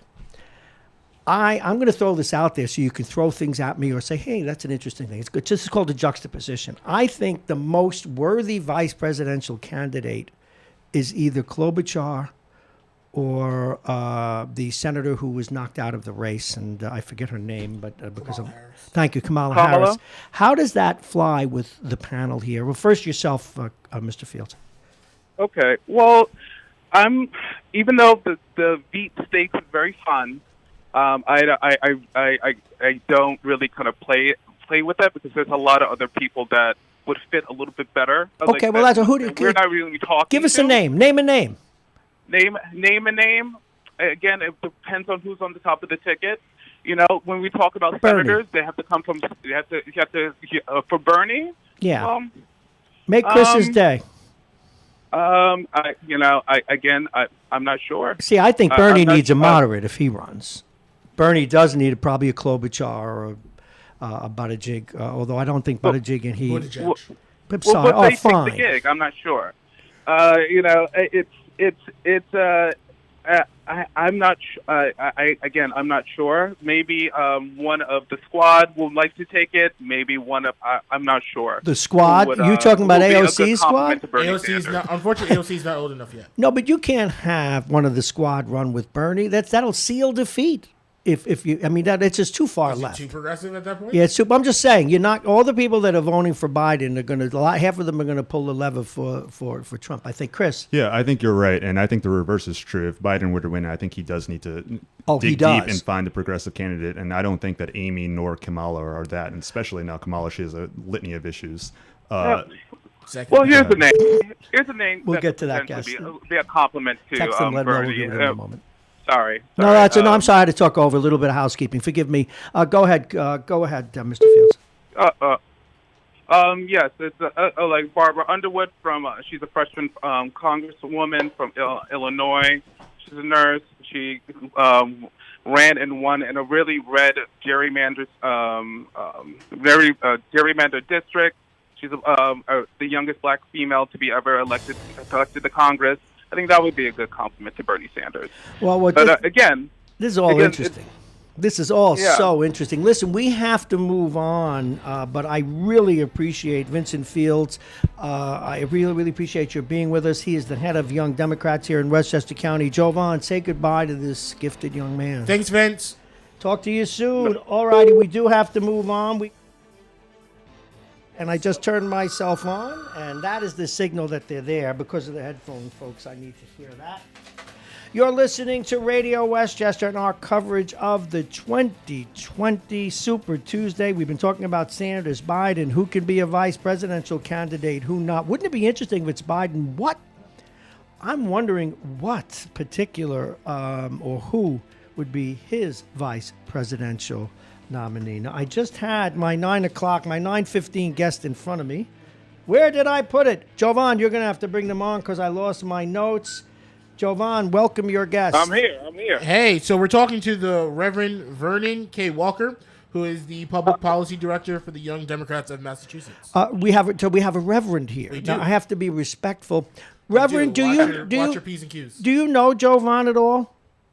Do I know who? Jovan C. Richards? I don't know. No, I don't know. Who is he? Okay, he's my co-host and a Democratic operative here in Westchester, and his soul needs to be saved, Reverend. I cannot stress it enough. Anyway, the Reverend Vernon K. Walker is Public Policy Director of Young Democrats of Massachusetts. Thank you so much for making time for us this evening. We've been talking, of course, about what we think here, and we have a wonderful panel of people. We have a candidate with us in a local assembly race. We have a strong Bernie Sanders supporter who is an operative, and of course, we have Jovan, who's still on the Warren bandwagon. Sir, how are things looking in Massachusetts, and how do you see tonight evolving, sir? Reverend. Well, it's very interesting across the country. The results are coming in. Some people are shocked by the results. Some people aren't shocked by the results. Here, locally in Massachusetts, we see that last time I checked was 7% had reported Elizabeth Warren, U.S. Senator Elizabeth Warren, was leading. Obviously, this is her home territory. But there's still a lot more precincts that needed to be reported in. And some people are sitting on the edge of their seat waiting for these results to come in and see which way the cookie crumbles. Well, it's going to crumble, I guess, one way or another, probably without a great deal of definition heading into November, or rather heading into conventions. It looks like Biden will win the day. The question is how much. Do you have a horse in this race yet? Bernie Sanders or Warren or Bloomberg? Or what might be who are you rooting for right now, sir? Well, personally, I supported Sanders. I like a lot of his ideologies. I like a lot of his ideas. I like that he's calling for radical and systemic change. However, I'm at this point where I'm not a fanatical Bernie Sanders supporter, where the fanatics may say, well, if Sanders doesn't win, they're not going to vote for the eventual nominee. I'm not at that place. But Sanders' platform resonates a lot with me, and I am pulling for Sanders. In fact, I'm on my way to a watch party right now. Okay. Sanders watch party right now. But we'll see. Again, we'll just see how the dice fall. Yeah, because we have a very bright young Sanders supporter, and if I heard you right, Chris Medina, say hello to Reverend Vernon Walker. Hey, how are you? He got a great voice, doesn't he? I hate this kid. You have said that if Sanders is not there, you'll look elsewhere. You're not Bernie or no one. Is that correct? No, I'll vote blue regardless. What I'm saying and what I'm seeing from his base of support, especially online, is that if the process isn't perceived as fair, if he goes in with a majority and it's taken away from him in a brokered convention, as you said, something that hasn't happened since 1964? Yeah. Sort of really unprecedented in the modern age. I think you're going to see strong pushback and there's going to be a fracturing of the party. One can hope that they would come together, I should think. What's your take on that, Reverend? What can you do? What can your party do to keep itself from fracturing come the convention time? Well, I think the party needs to be clear that this is a fair process, and if the process, again, I agree with I think his name was Chris. If the process is hijacked, then all bedlam may let loose, and all chaos may let loose, and there may be a fracturing, and eventually that fracturing may lead to another 4 years of Trump. We understand that Trump is not the source of the problem. He's the symptom of the problem because racism has been around long before Trump ascended to office, but we understand that we've never seen racism have such a big spotlight coming from the Oval Office as it has, and the rhetoric that has come from the Oval Office since Trump's win in 2016. So I agree. I agree that if the process, I think a lot of the staunch Sanders supporters, if a majority of folks feel that the process is unfair, and if they feel that he is robbed, then there may be a revolution, so to speak. There may be a revolution in the sense of breaking away. Well, Reverend, we did have a supporter, again, the head of Young Democrats here in Westchester County, had said that actually Bernie Sanders is one of the people that helped broker this new process. So we may be headed towards a bit of irony there.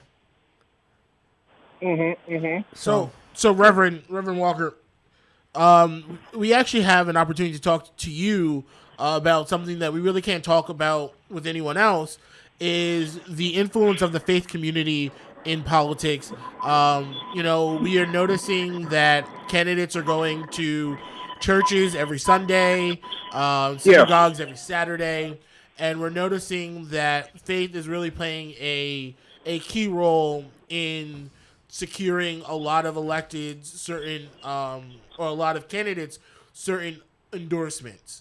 I don't think it would be out of bounds to say that some of the black churches have definitely supported and endorsed Joe Biden, and that has brought him a lot of the South, starting from South Carolina and all the South from today.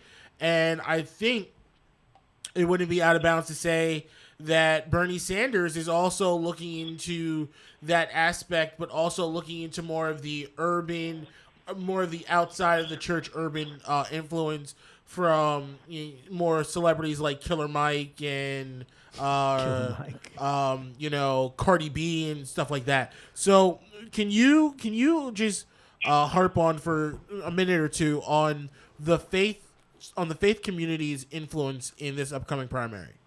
Reverend? Oh, sure. I think regardless of the faith tradition a person may subscribe to, there's a moral responsibility that's consistent among a lot of our major faith traditions to participate in democracy and to participate in these matters and let our voice be heard through the ballot box. Essentially, you hit a lot of things on the head. I mean, you hit the nail on the head when you said that what propelled Biden to win South Carolina was the older religious folks. I mean, when you think about some of the states that he's won, it's considered the Bible Belt. When you think of Virginia, when you think of North Carolina, you think of Alabama, that's part of the more conservative wing of the church of Christianity. A lot of evangelicals down there. But yes, there is a moral responsibility that people of faith have to let their voices be heard at the ballot box. And essentially, it's a moral responsibility that people who subscribe to a faith system to not only participate in democracy, but also to share with their community, to share with their family, share with their neighbors the very issues of politics. I mean, Look, politics can be divisive. Religion can be divisive. But I think that if one is coming to the political conversation through the lens of faith, then faith is essentially what helps grounds us, and no matter how divisive politics can be, that we can have a respectful conversation with someone, even that may have different views than us. We're seeing it right here, Reverend. Reverend, it's time for us to move on. I want to thank you very much. The Reverend Vernon K. Walker, Public Policy Director, the Young Democrats of Massachusetts. Enjoy your watch party. It should be exciting, and thank you very much. Thank you. Have a good one, guys. You too. Have a great day. We are coming up on, let us see the time. We are coming up on 9:24. We're going to check with Jovan, see if there are any new results. And then we're going to talk with the candidate who was kind enough to come in and visit us and see what his take is on what he's heard so far. And let's find out who he's running against. And then at 9:30, we're going to talk with Ratash Smith. He's the Young Democratic political strategist in Connecticut. So let's now go to Jovan. Any news, Jovan? Actually, we do, Bob. So we are happy to announce via Politico that Tennessee is going for Vice President Joe Biden, which is very interesting because we noticed a lot of endorsements go in Mike Bloomberg in the great state of Tennessee, and he spent a considerable amount of money to attempt to win this state. And I think this is going back to the original point that money cannot buy you this election. Okay, but it certainly can get your name in the newspapers. All righty, Jovan, we had said that we want to hear a little more from our young candidate. We have someone who's actually out there in the hustings. He's been running around. In fact, it's a shame. He doesn't know that I just looked at his cell phone, and it's taped together. That's the outside, yeah. Hold on, go ahead. No, yes. Why did you have to tape it up? What's wrong? Doesn't the assemblyman pay for it, for God's sake? I left the assemblyman's office at the end of the year. When you decided to run. Well, we're the ethics guys, so it wouldn't be proper if I was still on the assembly payroll. And he's a goody two-shoes, and that gentleman that voice you hear is Alex Roithmeyer, a name that Jovan can't pronounce. Folks, one of the things that characterizes my broadcasting career is even in the most serious of things, I like to throw in a little bit of you. No, I got you. Oh, I thought, folks, I thought a caterer was maybe bringing us in. I thought a caterer was bringing us in some salad because I was sure I smelled melon.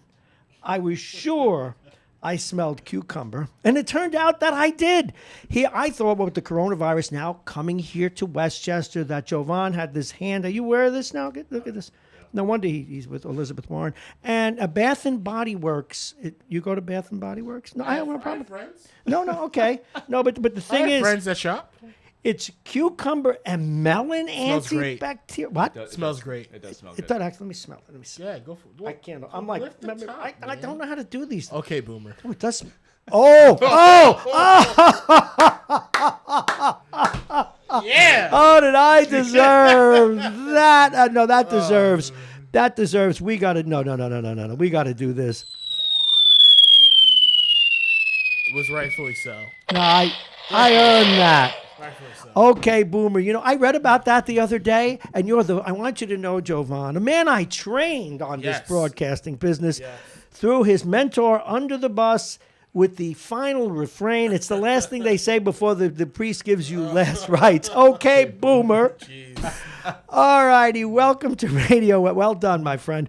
Welcome to Radio Westchester's coverage. And, I have to tell you, it is insightful for me as a broadcaster and a political analyst to hear how the Young Democrats are dealing. And when I say Young Democrats, I mean across the board, and the new wave of political people. And thank you for being here. And to that end, we're going to talk with Alex Roithmeyer, a name that Jovan cannot pronounce. And I add that too. Not that I want to pick on him. But, okay, what's your reaction so far? You're listening to this. You'll soon be in a primary yourself. You're going to have. He's already in a primary. Already in a primary. No, what I mean is yes, but they'll be voting in June. Yep. And we'll be talking about you in terrible ways. Jovan will say, I don't think you can make it, Bob. And I'll never say that. now, anyway, what's your observation of this process, B, the conversation and the way the voting's going? Well, I think we've had a pretty good conversation here and stuff like that, and you can see there's a moment of, you guys can almost be at each other, but also seem like what's not lost is the most important thing is in June, especially for my race and for the presidential race. At some point, we all have to come together. At some point, this is about ideologies, but this is also about electability. But whatever it is, we have to stop Trump. And at the end of this, we will be coming together. This is the time to have these discussions and pour over the numbers and see who its electability and who is more favorable. But at some point, Well, I thought that Chris and Mr. Shields had a really interesting conversation Fields. about what Fields. what I say. Shields. Shields sounds the same. Mr. Fields, he must be really care about the environment with a last name like that. I'm sorry. He does. Anyway, He does, actually. He's a big environmentalist. He but really no, is. but the two of them had a great sidebar conversation there about what is the process. Yeah. Okay, and we'll ask that person. Please hold. Well, let's talk about your race a little bit because now you're seeing this, and this is your first kick at the can. But you probably obviously run campaigns when you're I ran David Buchwald's 2018 campaign. Who are you running against? Who troubles you? Who? So I'm running against 4 other people. I'm the only millennial, and I'm not here to really talk about them too much. Good. No, I We know don't that. want- But you didn't fall for that, No, did you? I'm not going to fall. Damn, I'm he's not- good. It's, Smart one. All right. it's their job to All get their right. name out there. All right, no, I just all right. But we can still have fun. So the difference between me and my opponents, and I respect all of them. I don't even comfortable calling them opponents because at this point we're all friends. But the difference between me and my opponents is not my age; it's the level of experience I have. Okay. From last 7 years, I worked in the assembly, and I started as community liaison, answering the phones when you got to fix that pothole and when there's a constituent that needs your help. And the last 3 years, I was up in Albany working on policy.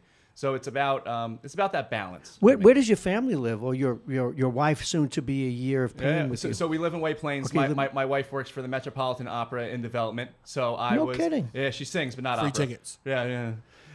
Just kidding. Sorry, Megan. Leave her alone. Leave him alone. But she was going down this city, and I was going up to Albany. So Okay, so that worked out well. So far, because, so good, yes.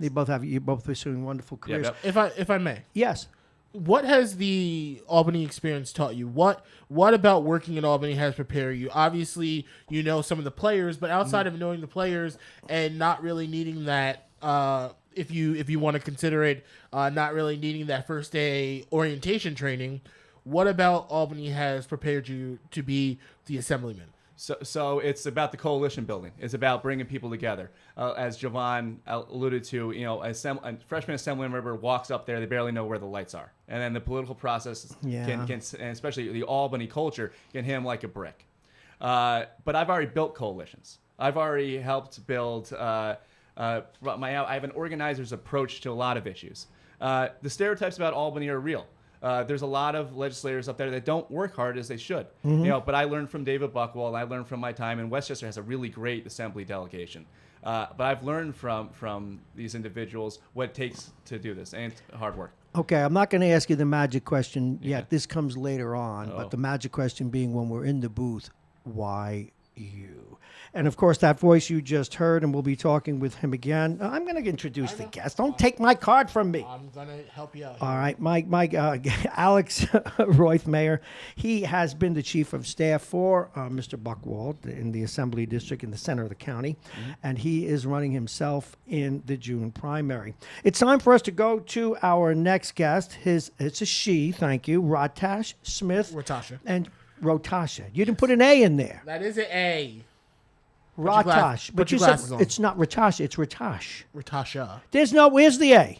Oh no, that's actually No, true. could you get? You're running for office. Could you? Yeah, sorry, that was on me. Ratasha, my apologies. Jovan's all excited because he thinks his woman is going down tonight, and Elizabeth Warren, but maybe not. She Nevertheless, is a she'll political persist. strategist and the head of the Young Democrats, or a political strategist with the Young Democrats of Connecticut. Please welcome Ratasha Smith. Good evening, and I apologize for Jovan's spelling deprivations. Good evening. Good evening. Happy Super Tuesday. Happy Super Tuesday to you. For those of us who cover politics, this is one of the exciting nights. And I don't know if you know who is with us, but just also as a reset for our guests, co-hosting with me tonight is, of course, a well-known Democratic strategist and operative here in Westchester, Jovan C. Richards.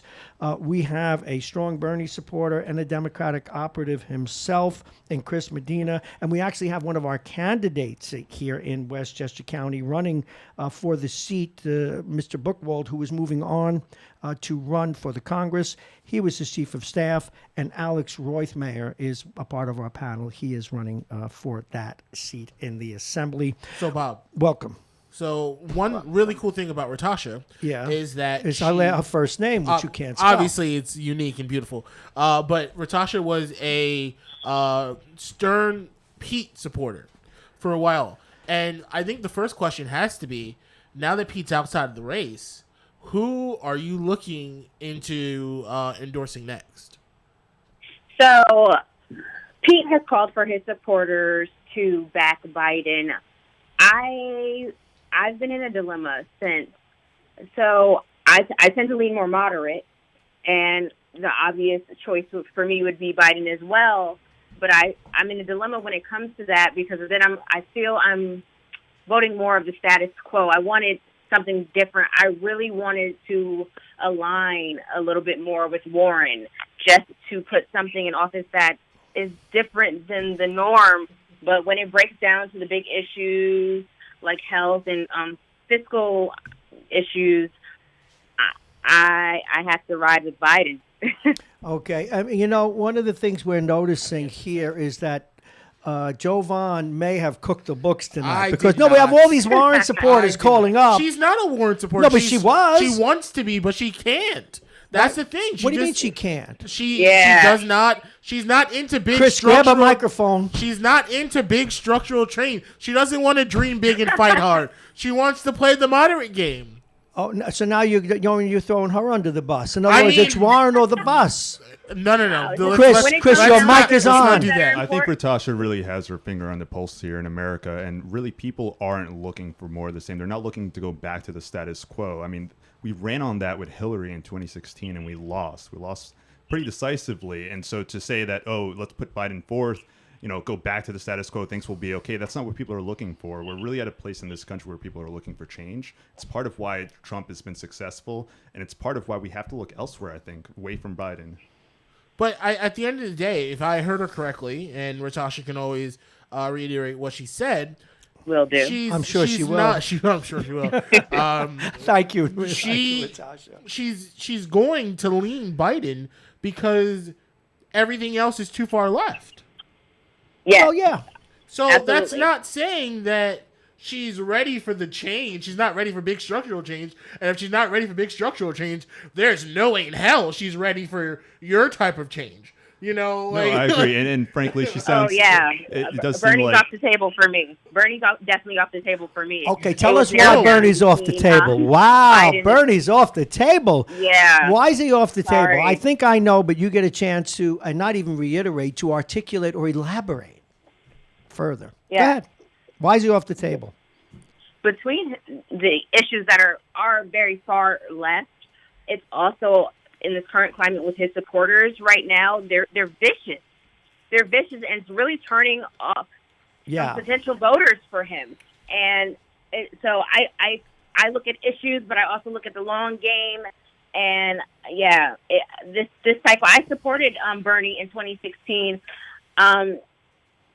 obviously against Hillary. That Bernie was a shining knight of armor, but in this case and this cycle, it's more vicious, it's more radical, and I also think I haven't given Warren a fair shot because I kind of aligned her with Bernie and looking through her many plans. If I did find some things I liked.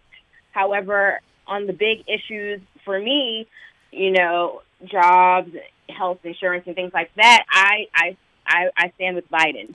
No, it's interesting, Ratasha, and I say this in all sincerity, although Jovan did pick on me, as the reigning okay boomer in the room, and he did call me, he did say that to me. For those of us, when we see Biden, as we see Bernie, at least people in my generation generally, not that we wouldn't vote for either, many would, for Sanders or Warren, we don't see a big difference. We just see one with more Miss Warren with a little more policy chops and Sanders with more charisma. But basically, aren't we getting the same toy if we buy either one of those? I think Warren is able to bend on some things a little bit more than Bernie, but not very much. And I like her being prepared. I as a woman, I like that she's a woman. There's many things. I like the last debate. I like how she came out fighting and things like that. But again, with the big ticket issues, for me, that's where we disagree. You know, especially with fiscal issues.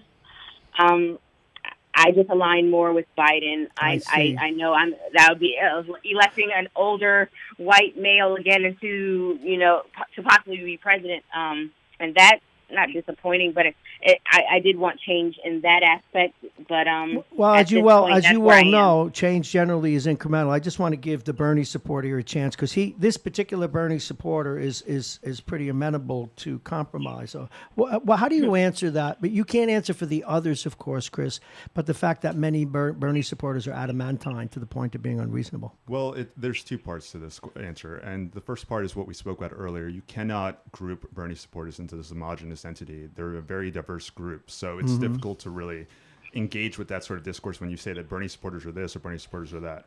What I will say is there are a lot of smart people working in politics who really look to the Twitterverse, who look to various outlets online to sort of gauge their response in terms of how communities are developing.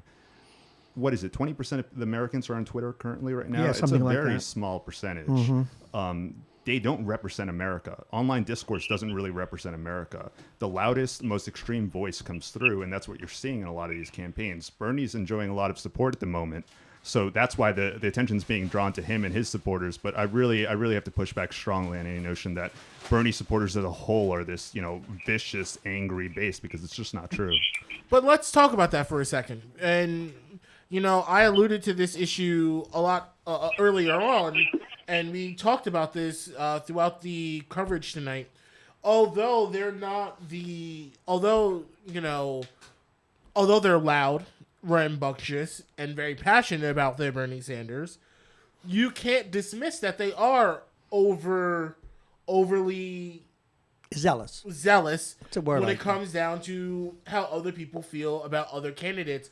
And well, I can tell you this, and this is why, and it's because Bernie stands out based on one thing and one thing only, and it appeals to really young voters under the age of 45. It's that he's authentic. He's been fighting for these same issues going back to the 60s throughout his entire political career. True. If you go and look at Warren, the big difference between them is that Warren was a Republican until she was 45 years old. But let's not, if we're going to go down that road, that's a fair road for him to go down. That's a fair road for him to go down. Be very careful, because let's realize that Bernie has been independent for a majority of his life. Although he has agreed absolutely. Wait, hold on. But you can come. But he has not wavered on the issues, regardless of whether it is an I or a D by his name. One of my best friends, and he's going to be on here later. And this is the same man that said, "Okay, Boomer." He's going to pull one of my best friends is a wow. No. This is great. One of my best An Asian, perhaps. One of my brothers has said, calling Bernie a Democrat is like going to someone else's house and being uncomfortable in their couch. It's like calling a pickle a cucumber. Not really enjoying their food, and they're complaining about it all the time. You come here to vote, but you don't live here. That's my problem. And although Elizabeth Warren was a Republican, and we've seen people switch back and forth, I mean, listen, Bloomberg is more or less in the same boat, and I apologize, Chris, this is going to sound very bad, that Bernie Sanders is in, because he too is an independent that likes to wish-wash against liking gun policy or central health care. There's a reason why for years Bernie Sanders had a more or less star rating with the NRA. It's just so recently that he's had this D. He's had a D. We're not talking about an F. Most Democrats, if not all Democrats, except for the middle, center, left Democrats have an F rating. Okay. I got to give this over to Chris. And Natasha, do you have any? I want to get that right. Ratasha, but I'm going to come back to you, Ratasha. But we have the Bernie man wants to make a comment. I think that's really disingenuous. I think you. you know that Bernie is the opposite of wishy-washy. He's been consistent throughout his entire political career. Now you're talking about the one issue where he's had some change, and he's come out and said that he supported what was basically a very strong pro-gun state. He spoke for those people, and he's changed his mind over the years. He's gone back on some of the things he advocated for. That's the one issue where he's wavered. And frankly, he came out, he was very upfront about it. He doesn't lie to his people. Even when he makes mistakes, he calls it as he sees it. And that's really something that his supporters love about him. Well, this is a great conversation, actually, about his feelings about guns. I mean, he came from a state where it's live, die, or free, I think is one of their things. They like their guns. Why? See, one of the concerns that people have about the far left is we have Bernie Sanders here. Not that I'm supporting him, but who has even if you put a litmus test, he passes every one but the gun test. Is that a reason to throw him out with the bathwater? Which is essentially what you're saying, Chris. You can't, do you really want to have someone who's on every single, and I'm asking this to Natasha, who seems to get that that's not going to get you an election. Natasha. I'm from Connecticut, so Newtown happened here. Yes. Chris Murphy is in the front of this fight, and it's a big issue here. Every year we celebrate that anniversary. So, yes, gun issues is a big issue for me. I support having a gun registry for all guns. Well, makes sense. It's a concerning issue coming out of Connecticut. All right, and listen. Not just Newtown, in the neighborhoods in the urban areas who are affected by this. There's issues, and it's something that we can't have someone wavering on. Okay, listen, we have to move on. Ratasha Smith, you've been a breath of fresh air with, at least for the terms of wanting to compromise. But once again, I am so very impressed with all of you. It looks like young people are engaged in politics in the way we can only hope. Thank you so very much for being with us. Thanks, Ratasha. Now, coming up next, we're going to talk with a political strategist from, actually, let me get this right, Jen Ramos, Texas Democratic strategist. She's the communications director for Young Democrats there. And all these young people, I can feel myself getting younger by the moment. And for those of you just joining us, we do want to get an update from Jovan and see if any other states have come in. You're listening to Radio Westchester's coverage of the 2020 Super Tuesday voting. And we're right here in the heart of New Rochelle, where we broadcast from, and we welcome you all to the program. And just a reminder, we're out on 8 different platforms tonight. From Radio Jar is our hub transmitter. If you go to radiowestchester.com, you can find us. You can find us on radiojar.com. We're also on iTunes, Instagram, Facebook, Periscope, YouTube, we just about everywhere. And I want to say once again hello to our next guest. And Jen, you should invite her with your first question. And that coming from my co-host, Jovan Richards. Can't talk after 8 hours on the air today. I'm going nuts. Jen Ramos, welcome to the program. Thank you for inviting me. I'm live from Austin, Texas. Oh, what a great city Austin is. And Jovan, say hello to our guest, please. Oh, hold on. We're having this issue, Jen, where he is going down with Jovan is going down with the Elizabeth Warren ship. Nevertheless, she will persist. Oh. Do not have me say it again. So we're talking to Jen Ramos, the communications director for the Texas Young Dems, also a Democratic Texas strategist down there. So, Jen, what's the attitude in Texas right now? It hasn't been called for anyone. What are you hearing? What do you know? So this is what we're looking at right now. As we speak, there are still people in line waiting to vote. Wow. The University of Texas is the polling place that encompasses most of central Austin. There is a 2-hour wait right there. Harris County, which is the most populated city in the state, especially for Democrats, still has 2-hour lines for people waiting to cast their votes. some of the results that we're getting right now are from preliminary early vote, but it's going to be a really, really long night in Texas. It is going to. Surprisingly, Go ahead. Bernie is in the lead. Well, not I'm that looking at surprising. an analysis that came out of the New York Post today and other outlets. They had Bernie favored in Texas, 30% over 24% for Joe Biden. But again, those are prognosticators, not the truth. Now, I would imagine that in your city, in Austin, that there's a big Bernie vote there, and there ought to be a Warren vote too. But where will the Biden votes come from geographically in your state? So looking at Joe Biden, we're going to expect a couple of those coming from older voters. I wouldn't be surprised if Joe Biden takes Harris County because there is a significant portion of African-American voters in Harris County. I would also be surprised to see him get votes from Dallas, where the majority of our elected officials in the Texas House endorse Joe Biden in the Dallas area. But looking at least in Austin, we have, I believe, Bernie is at the top rank, and then we've got Elizabeth Warren in second, and a distant third is Joe Biden in Travis County, which is surprising. Wow. Well, but again, you did say it's going to be a long night. Now, folks, for those of you who like to go by the numbers, there are 228 delegates in Texas. That is a lot of votes. Second only to California, 415 in what is up for grabs tonight. Do you see this enduring? Do you see Bernie at the end of the day prevailing? I wouldn't be surprised. I mean, one of the things that I will say is that Bernie Sanders has maintained a consistent presence through the establishment of our revolution, when actually Texas was one of the first states where they established our revolution, through continuing grassroots organizing and down-ballot work. I would not be surprised to see the Bernie Sanders movement pull through. Okay, that's interesting. You know, we just saw some numbers come in. Some of the people in Oklahoma, Warren is leading, but yet Bloomberg is the choice for the prognosticators. Now, that's a nearby state. How do you see Oklahoma rolling? So the thing about Oklahoma is that Oklahoma is very similar to Texas in that it leans conservative. It's got conservative electeds. I know that they just elected a Democrat to Congress. And so they're getting the work done, and they've got boots on the ground, and they're definitely doing the work. But as far as Texas goes, it sounds really silly, but Texas is the biggest battleground state in this country.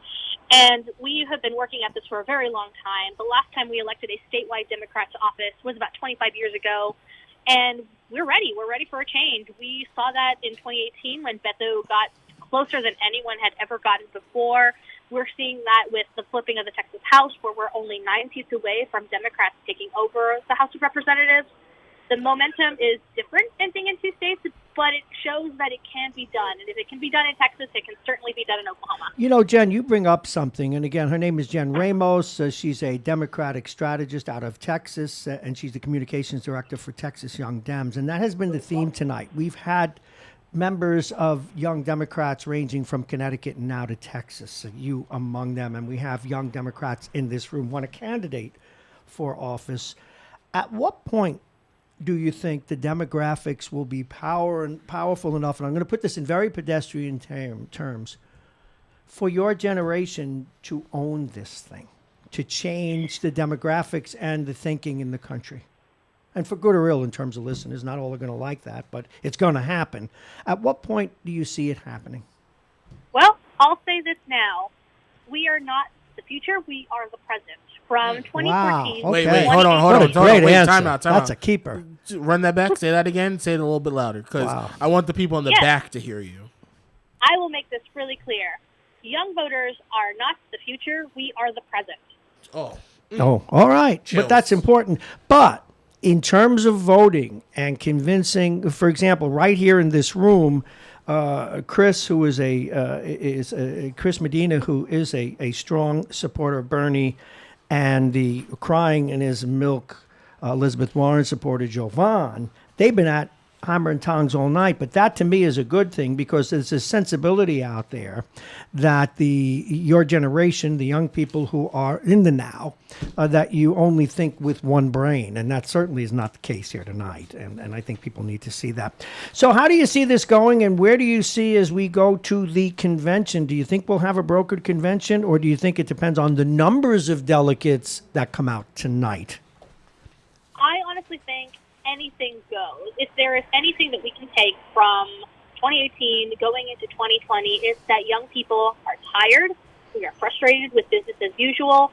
We're going to go ahead and go out and vote in the numbers that we've never voted before. And if there's a time to get involved, it's now. So whether that's a brokered convention, whether that's supporting the nominee, I think what we need to really keep in mind with not only presidential candidates, but down ballot candidates, is that we need to start talking to young voters like the voters that we are. We are not children. We are not ignorant. We are here to make a difference, whether it's because young voters lean more moderate or whether we lean progressive as hell. We are out here, and we are going to make the difference. Jen Ramos, this is for the sake of a lot of my listeners who, my regular gig here is anchoring the morning show from 6:30 to 10.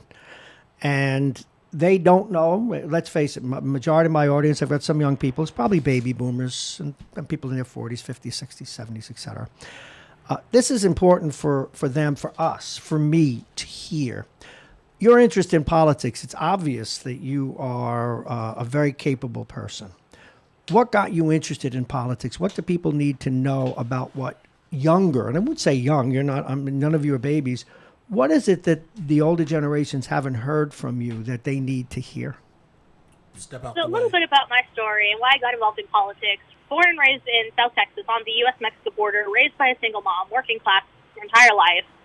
And what got me in politics was the fact that when I asked her about the Electoral College during the Bush-Gore election, because everyone remembers the Bush-Gore election, she couldn't tell me anything about it. She couldn't tell me about the Electoral College. She couldn't tell me who she had voted for. She had never voted in her life, even up until 2016. And that struck with me. It's like, my mother is the smartest person that I know. And if she's not voting, why is she not voting? And so since then, that's what sparked the interest, and that got me involved in politics. And I realized that a lot of the decisions that were being made about my family were being made without her consideration, were being made by people she had never met in her life. And that's what it took to get me going. And that's the reality for a lot of young voters. We are dealing with student loan debt and decisions that have been made by politicians who have never experienced student loan debt. We are having decisions that are being made about affordable health care with people who have never had to worry about going bankrupt because they Isn't got it sick. true? You know, I've been a strong supporter for years of Obamacare, even though it's not perfect. And this is something that boomers should be on your side about, because the most vulnerable people, in addition to people of lesser means, are the men and women between 50 and 65 who get laid off and lose their health care and have to pray to be old just to get Medicare. Something's wrong with that. All right, before we go, let's get your call for the evening. Jen Ramos, Texas Democratic Strategist Communications Director. Go ahead. Before we do that, Jen, do you think Beto's endorsement will play well for Biden in Texas? Do we see a surge of those diehard Beto fans coming out for Biden, or have they made their mind up elsewhere? I don't know if it'll do anything for Biden, but I know that it'll do damage to Beto. Really? Will this hurt him? Yeah. Will this hurt him? Why moving will it forward? hurt him? Because the winners in almost any campaign are going to have to be people who compromise. So going into Beto's endorsement, what a lot of people don't understand about Beto was that he ran a campaign very different than anything that we'd ever run in Texas. Yes. He didn't run against someone, he ran for something. And so that meant touring all across the state, talking to voters, being held accountable, and he was pushed further to the left on policy. And it showed because people realized that he was willing to listen. And so going into that, he campaigned as a progressive, even though he was centrist. He campaigned like a progressive, and it showed. So there were a lot of people that were taken aback by the fact that he endorsed Joe Biden because it goes against every single thing that he had done on the campaign trail. So realistically speaking, I don't necessarily know if it's a win or a miss for Joe Biden, but I think it's going to hurt Beto in the long run. This is Chris Medina. He's the Biden supporter. Go ahead. Bernie. Oh, excuse me, Bernie. Sorry, he almost Not officially. he threw the mic at me. Go ahead. Sure. My question for you, I do tend to agree with you. I think Texas is going to be huge in the general. And you spoke about how Bernie sort of has this grassroots campaign already really well established in Texas. Do you think that positions him in to better take Texas in the general than compared to Biden or maybe any of the other candidates? I think what it's going to come down to is how much of an energizing base we can get. Because when it comes down to in Texas, so for those who don't know, we had straight ticket voting up until the 2018 cycle, and it was removed in the Texas legislature the next year. So this will be the first time that voters have to go individually, one by one by one. And it's going to come down to how many people we can get to knock on doors, how many people we can get to make phone calls. I think Wow. Bernie has a better opportunity because he's got that base that's already built with the grassroots system of knowing, knocking on doors, phone banking, text banking, or doing outreach, doing voter education. They already know the ropes of this because they've been doing this for 4 years. Since Bernie left, the movement didn't leave. Jen, And I think Biden has this uphill battle on being able to do that same kind of momentum. wow. Jen Ramos, we have to go, but welcome to the world of politics. It's nice to see someone so engaged in the great state of Texas. Jen Ramos, Texas. She's a Democratic strategist and communications director for Texas Young Democrats. Well, thank you very much. When we come back, we're going to share with you a couple of things. We're going to ask Jovan to give us an update on where we are, if any new states have been called. And we got from our researcher here at Radio Westchester, Jake Schaefer, the latest Vegas betting odds for the nomination tonight. So the three of them are looking at me of, oh boy, what could that possibly be? You will be shocked. We're going to do that. And again, we're going to talk with yet another person. And this person is out of, where are they from? DC. DC. Oh, I didn't see DC here because it's not on the card. Tristan Bro. That's a hell of it. Is that his real name? Tristan Bro. Tristan Bro, a Democratic strategist out of D.C. All I need is another 4 hours of radio, and I'll forget my name. But you are listening to Radio Westchester. This is the radio station at the train station here in the heart of Westchester County, New York. But we are broadcasting from here to the planet. Facebook, YouTube, Instagram, Periscope. We're available on iTunes, iHeartRadio, Radio Jaw, RadioWestchester.com, and since the morning show is most of our reason d'etre, Mornings with Bob Marone. Welcome to the program. We're sponsored this evening by, oh my goodness, my brain is shutting down on me. It's shutting down by pluginvirtualreality.com. We bring virtual reality out to you, to your party, your bar mitzvah. If you win an election, to your party. You also can come right here to the studios in New Rochelle for those of you who are locally, and we can set the equipment up here and you can have that wonderful experience. You can call us at 914-727-2726, 914-727-2726. Now, just to set the stage, we are covering, obviously, the 2020, it's 10 o'clock, we are covering the 2020 Super Tuesday results as they come in. Jovan C. Richards is my co-host tonight. I'm Bob Marone, the general manager here at Radio Westchester. And as you can hear, our guests are coming in right on time. I love it when a plan comes together. Along with Jovan is another political analyst. He's an open Bernie supporter, but he's reasonable. And so anyone who says that Bernie supporters are not, he's not in that mode for sure. His name is Chris Medina, and we have a candidate with us. It's always good to have someone who actually is out there with a sword and a shield in the races. His name is Alex Roithmeyer. Got it right this time again. And he is running for the assembly seat in the center here, a New York State Assembly Center of Westchester, held by Mr. Buchwald, who is moving on to the Congress. First, before we get to our next guest, let's find out from Jovan, are there any results, sir? So there are. So we have two states that we can call via CBS and via Politico. Those two states are Arkansas for former Vice President Biden. Oh, it kills him. And surprisingly, we thought this was going to go Bernie, but the state of Minnesota, most likely because of an endorsement from their Senator Amy Klobuchar, has gone to Joe Biden. Okay, that surprises you. Let's see. I'm looking at what was predicted. Wow, they had it for Klobuchar, 28%, but now that she's not there, it goes to Joe Biden. Now, in the prognostications today, and I didn't give you the Vegas odds yet, in the prognostications today in the newspapers, they, in the absence of Klobuchar, they had given the nod to Minnesota, so I'm rather to Bernie Sanders.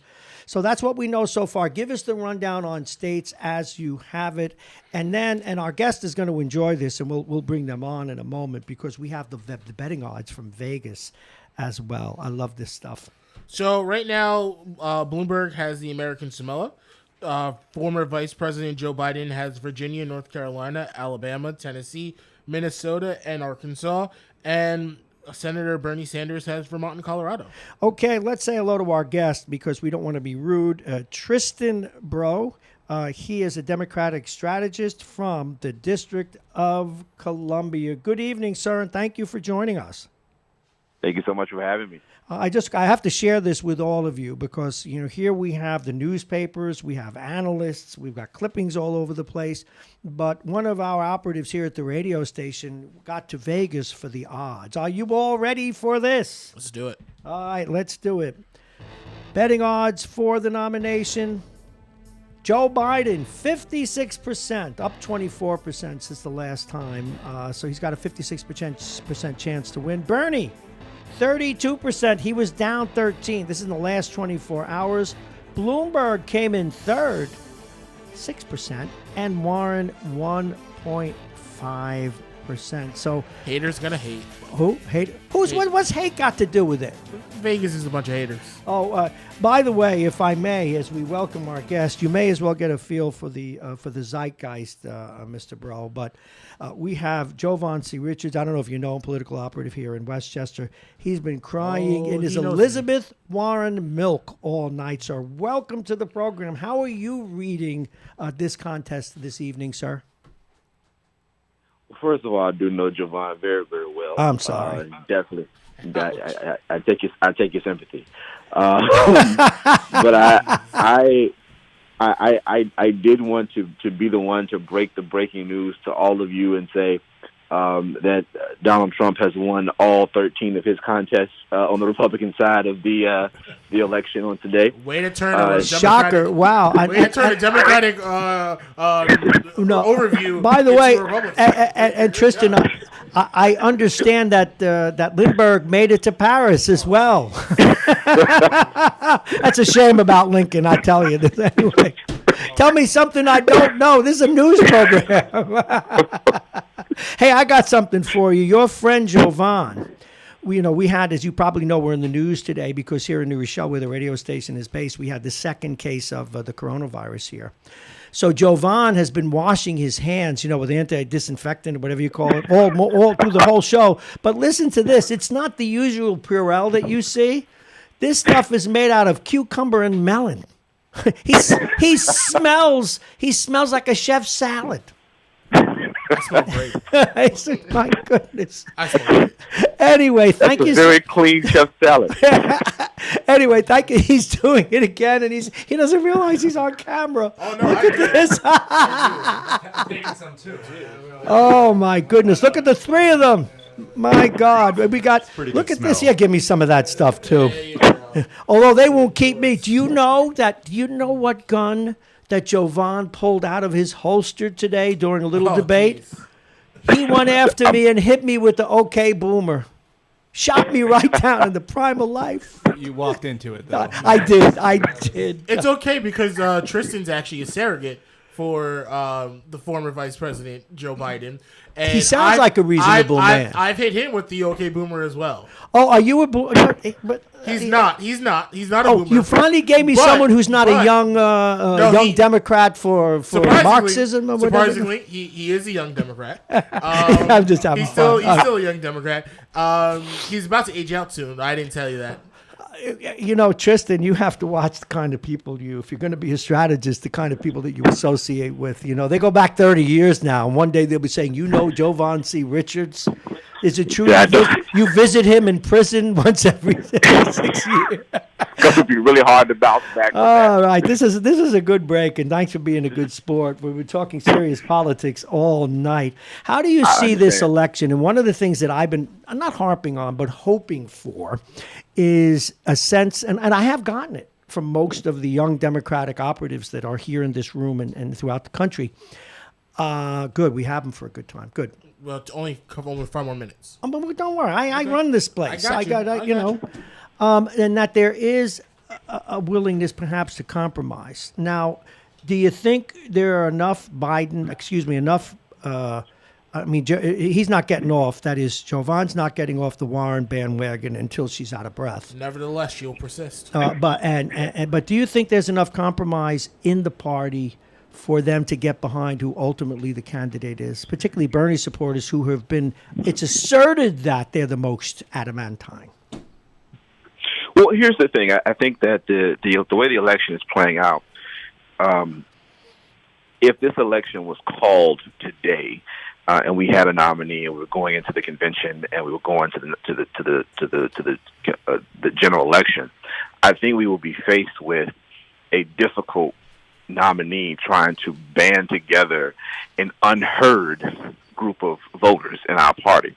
And what this primary has pretty much done is allowed a lot of individuals to have their voice heard. Whether you're a Warren supporter, whether you're a Bernie supporter, whether you're a Bloomberg supporter, whether you're even a Tulsi supporter, you're able to get your voice out there and you're able to be heard because this is part of the process. And so I think that if we cut the process short and have a nominee today, and going into July, I think a lot of individuals would feel like their voice and their opinion is not heard. And so once we get all that stuff out, I think by the time we get into the spring or into the summer, we'll probably be down to 2 individuals.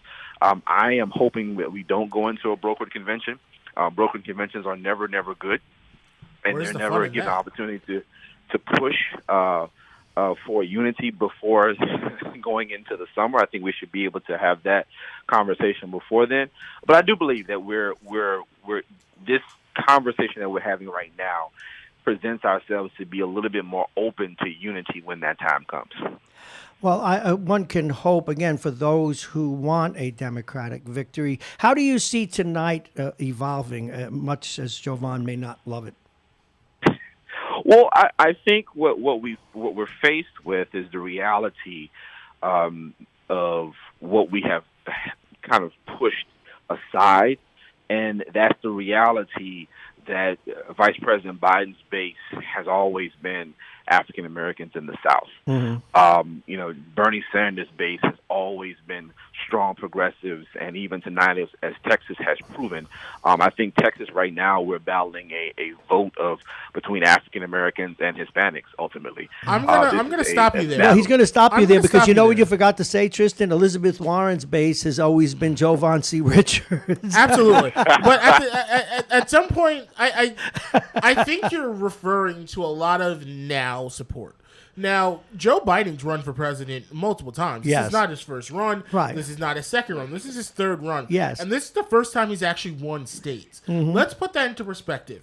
Now, Tristan, you're telling us that he has a lot of support from black communities. Obviously, that it's coming from his work and his time as the vice president of the United States under Barack Obama. But he didn't have the support before. He's just started gaining and kind of creating these spaces where he can grab some momentum. You know, the first 3 months or the first 3 primaries, we were looking at Uncle Joe and we were like, is this an actual thing? Could this possibly be the end of the Biden force? Where are you going with this? My point is, I think my point is, you were talking about his support, right? Yeah.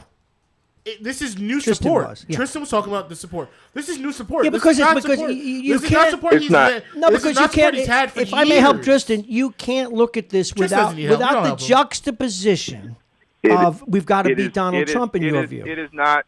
It is not new support. The fact of the matter is that yes, the vice president has run for president 3 times before, but look at when he's run for president. He ran for president in '88. That's the same year that Reverend Jesse Jackson ran for president and revitalized the South and re-energized the South and made black people believe in a candidate that they can win and they can engage. And he went down there, he registered voters and brought them out. He ran again in '08. We all know who ran in '08. President Obama gave that same hope, that same encouragement, that same influence. And so now there are no Jesse Jacksons or Barack Obamas on the ballot. They've seen Joe Biden. They've engaged with him. I think every single time that he's run before, it's been a situation where African Americans sat down and looked, who can I support? Who do I believe in? Who do I want to get? And it was a strong decision, and they made that decision.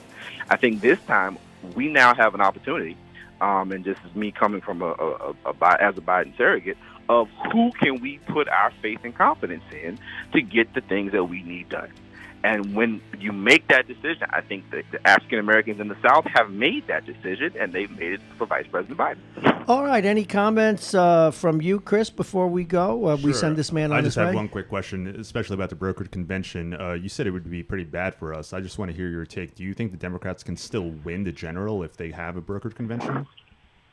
I think there's all cards on the table. We can win from brokered convention. I just think that it's going to put us at a disadvantage coming out of the gate and taking a lot of hits to a radical racist president who sits in the White House every single day and sends out a tweet. And so I think that once we get to July, we're kind of behind the 8 ball, but it's not impossible. Oh, it's time for the radical, the Warren supporter to weigh in. Tristan, on a serious note, let's say you're absolutely correct. Your prediction, you are the ultra dominant, and your prediction turns out to be right. What's the end goal in the November election with Joe Biden versus Donald Trump?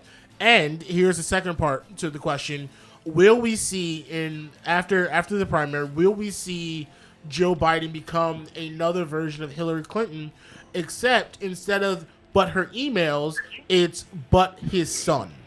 Yeah. Go ahead, Tristan. I'd like to answer that one too. I like to believe that the current president has done and said enough to put his own foot in his mouth and people to believe of why are you doing that. But to bring up or to engage someone's child, I think he opens his own self up to the same bit of critiques that he's giving his own son. So people are going to start questioning, the deals that were done with China. Absolutely. And Tristan, I know we're going to give updates in a minute. Tristan, I'd like to add this and get your feedback on it. The Republican Party, and this is not to besmirch them, it's the way politics is played today, they sullied Hillary Clinton for 20 years. They got a late start on Joe Biden. And they created so much baggage for her. Some she had and others that she didn't. And I think that conversation is there. I don't think they could sully Joe Biden enough so that we'll have a Hillary dynamic. Do you? I don't. And I think that he has the ability. I think he has the Washington sense, and this is oftentimes a bad word for some people. But I think he also has the Washington sense and the combined compassion to know how to retort that argument. Well, I want to thank you very much. And by the way, we have a special sounder. We call that some music for Jovan's decisions with Elizabeth. Look, I am in all favor. She will persist. I am in favor of her being Secretary of Education or Secretary of the Treasury. I think she'll be amazing. What a reasonable man. You got this reasonable man on, and you're arguing with him the whole time. Tristan, bro. What I do have to say about Tristan is he's my political mentor. And he's my big hasn't brother. Done a very good job. He's done. I was his broadcasting mentor. I feel your pain, if I may be. Tristan, I feel your pain. It's bad because I hate disagreeing with him on so much. Yeah, I can when see Tristan's why. wrong, he's wrong. He's a reasonable man. Well, listen, thank you so very much. We've got to get this guy on my morning show. What a delightful man. Please Tristan, do. bro, Please Democratic strategist out of the District of Columbia. Thank you so very much. Jovan is going to give us all an update, and we're going to go straight to Jovan right now. Jovan. All right, so I'm sure Tristan would be happy to know that the great state of Oklahoma has been called for Vice President Joe Biden. Oklahoma. So that puts Joe Biden at Oklahoma, Arkansas, Minnesota, Tennessee, Alabama, North Carolina, and Virginia, with former mayor of New York City, Mike Bloomberg, with the American Samoa, and Senator Sanders with Vermont and Colorado. Did Elizabeth Warren win anything? Not yet. Oh, not yet. Not yet, but Massachusetts is not out yet. I love this job. I really do. Folks, we're just going to take a quick break in case you wanted to go in the kitchen and get some, I don't know. Don't say milk. Don't say milk. I wasn't going to say milk. Why? Why would I say milk? I don't know. I felt like you were going to say milk. Well, I thought they might want to get some cucumber and melon salad, for God's sakes. We'll be right back. This is Radio Westchester, continuing our coverage of Super Tuesday.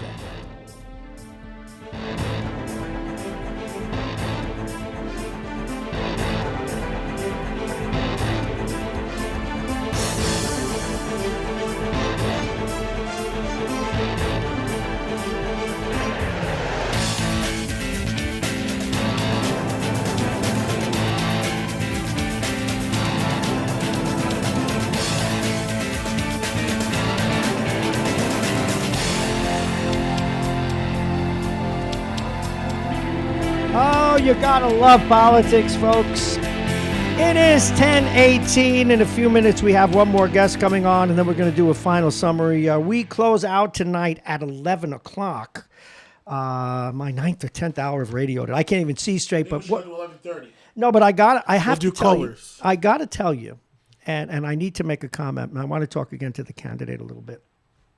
It has been these first 2-3 hours, whatever we've done, 2 hours.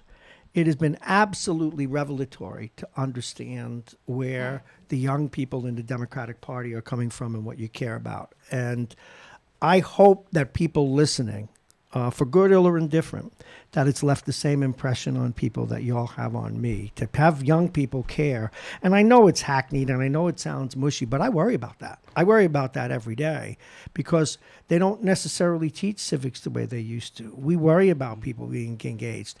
This country is a wonderful experiment, and if people don't understand what its essence is, we're in a lot of trouble. So it has been heartening, to say the least. Now, I know you have to go soon, and again, you know, folks, those of you who listen to me in the morning know that you should abide by the rules of don't make eye contact with the host, don't let your arms and legs come out of the tram because you will be attacked in all the interest of fun. Now, all of a sudden, we wanted to send our candidate home, and he's, well, I got to go home. I have to cook. The wife says I have to cook. You said, oh, your wife's cooking for you, and I didn't want it. Okay. I just called you out. I didn't see That's not how it went down. All right, no. Well, of course, fake news. That's what we do, for God's sakes. Anyway, and he says he's a modern male, so that means when you guys have a baby, and God bless you, it's one of the best things in my life was being a father and a grandfather. You better be changing diapers and stuff. I don't want to hear that the assemblyman or congressman or whatever you will be by then. Let's talk a little bit about you, and that you is Alex Roithmeyer. And, of course, Jovan can't pronounce that, but I can. A hell of a lot better than you're doing. Could you... So actually on this, going back and forth, so there's Roithmeyers in New England. There's also Roithmeyers down south. How come there ain't a Y in there?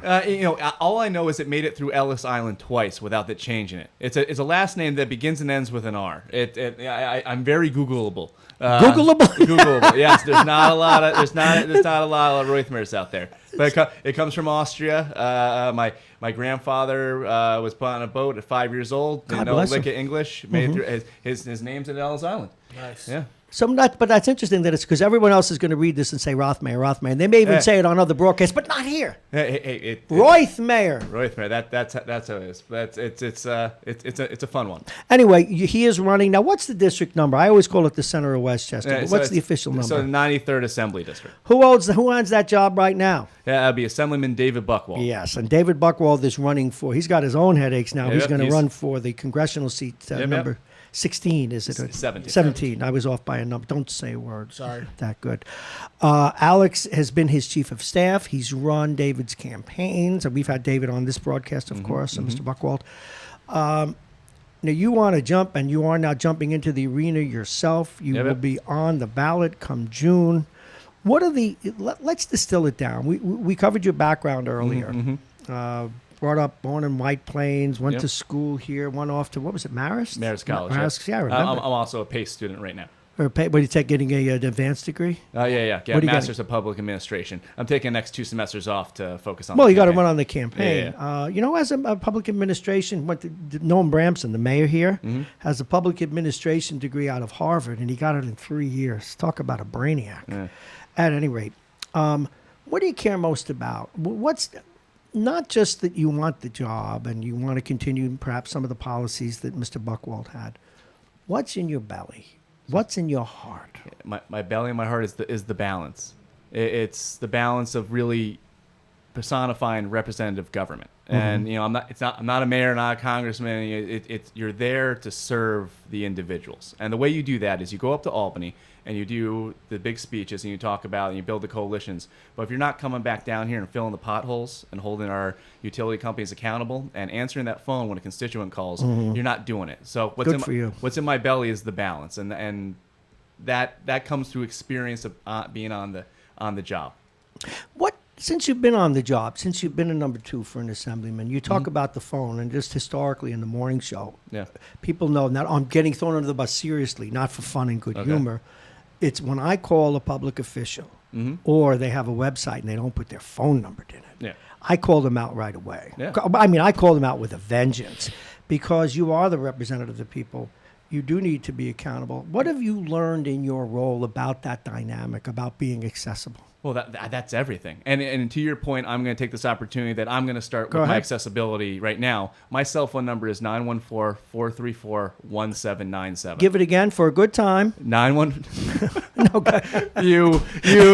We're having fun here. No, to stand for the ideal of being accessible, 914-434-1797. And I would like for to talk you. about all these issues. You know, it starts with hard work, and that's one of the easiest things I can do is stand in front of people. Now, you mentioned balance, and that's what's Yeah. in your heart. And in all seriousness, I want to give you a chance to talk about that. What's in that belly of yours that you want to see changed or made happen that's not happening today or done better? So I really think we're, especially as Democrats, and especially in Albany, they do a really good job of having the right conversation in the wrong way. Yes. And I find that there's a certain level of prudence that I can be able to bring to that. And what's also in my belly is I feel we need to hold our utility companies accountable. Oh, please. The That's- electric bills up here are out of hand. And you have no choice. a second you have no mortgage. choice in that. You know, so one of the things I'm most proud I was able to do is back in 2018. Do you remember when those March snowstorms came? Sure. Con Ed and NYSEG, they really blew it in their preparedness and working with the government. We created in David's office through my idea with the county executive George Latimer, we created United Westchester, which was a bipartisan group of over 7 elected officials. We helped give the Public Service Commission some teeth and some fines, and we'll see that. But yeah. Do you think it will help the fact that you've been a chief of staff to, no, I think Mr. Buchwald's been there about 8 years? Yep, been 8 years, yeah. And so I do my homework. I'm good. Yeah, anyway, sorry, I didn't mean to flip that card Me away. neither. He assaulted me. Yeah. But the reason I say that is George Latimer, who you mentioned, has been Yeah. on my programs now for almost 20 years. And one of his gifts, people like him, people don't, but generally people like him, is he has an ability to explain this stuff better than anybody. I tell him he should teach government. At any rate, one of the things he's always stressed to us when he was in the Assembly first and then in the Senate, you wind up being a backbencher. You wind up having to earn certain stripes and have influence.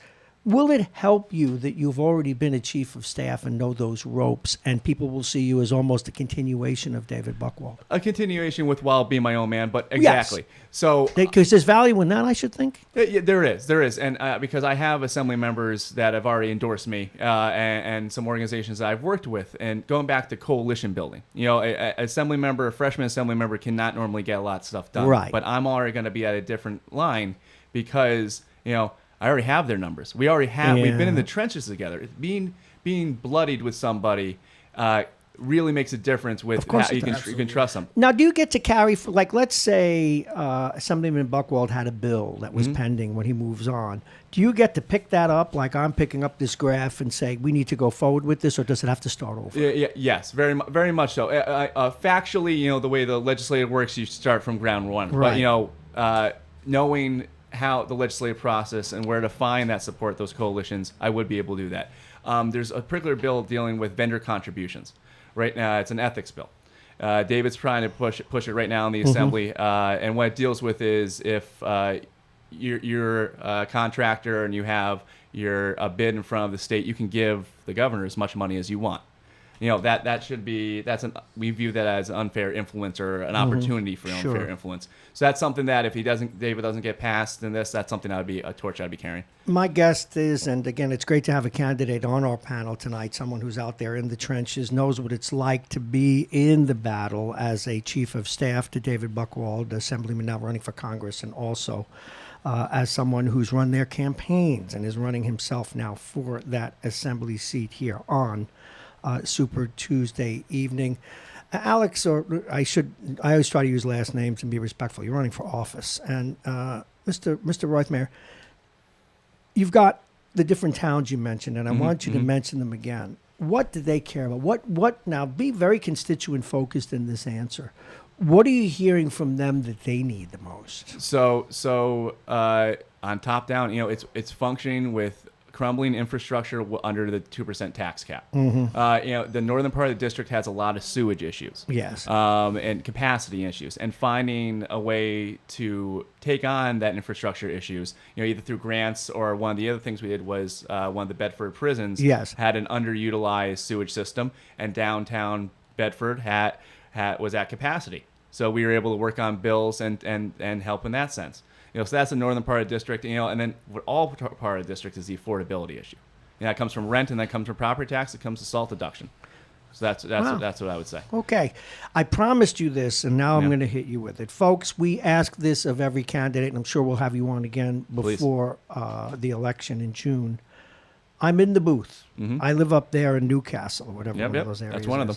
I've got 5 candidates that I can pick from. 4 of whom we won't mention tonight because you don't want to advertise for them.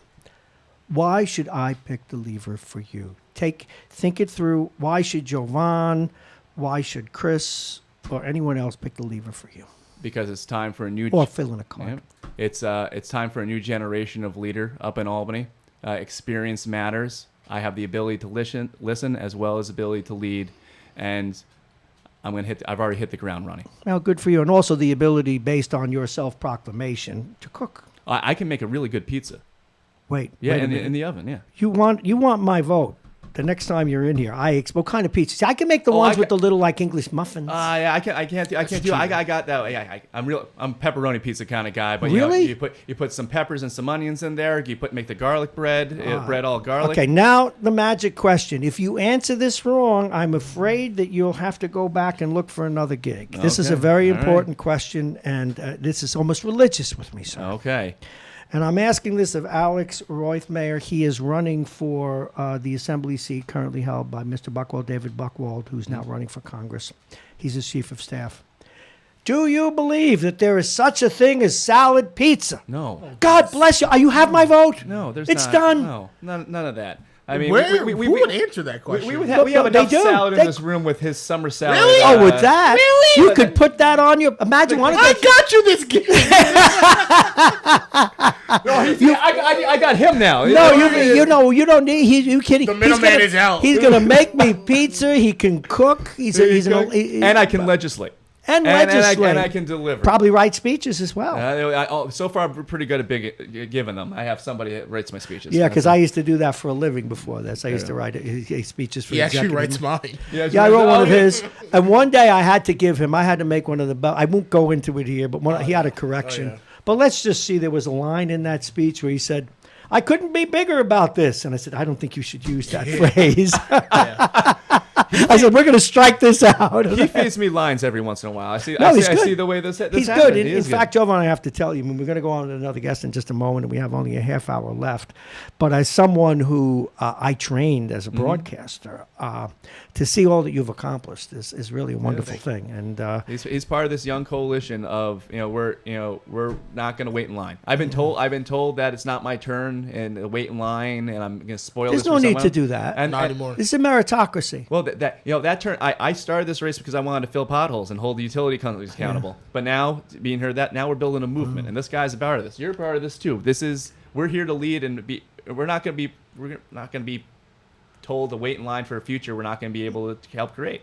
By the way, since you went there, and this is just what we call a comedic, like a little stress reliever. Now, Jovan, of course, has this hand wash stuff made out of salad condiments. But have you ever really checked out your significant other's contents in the bathroom? You could make a meal out of it.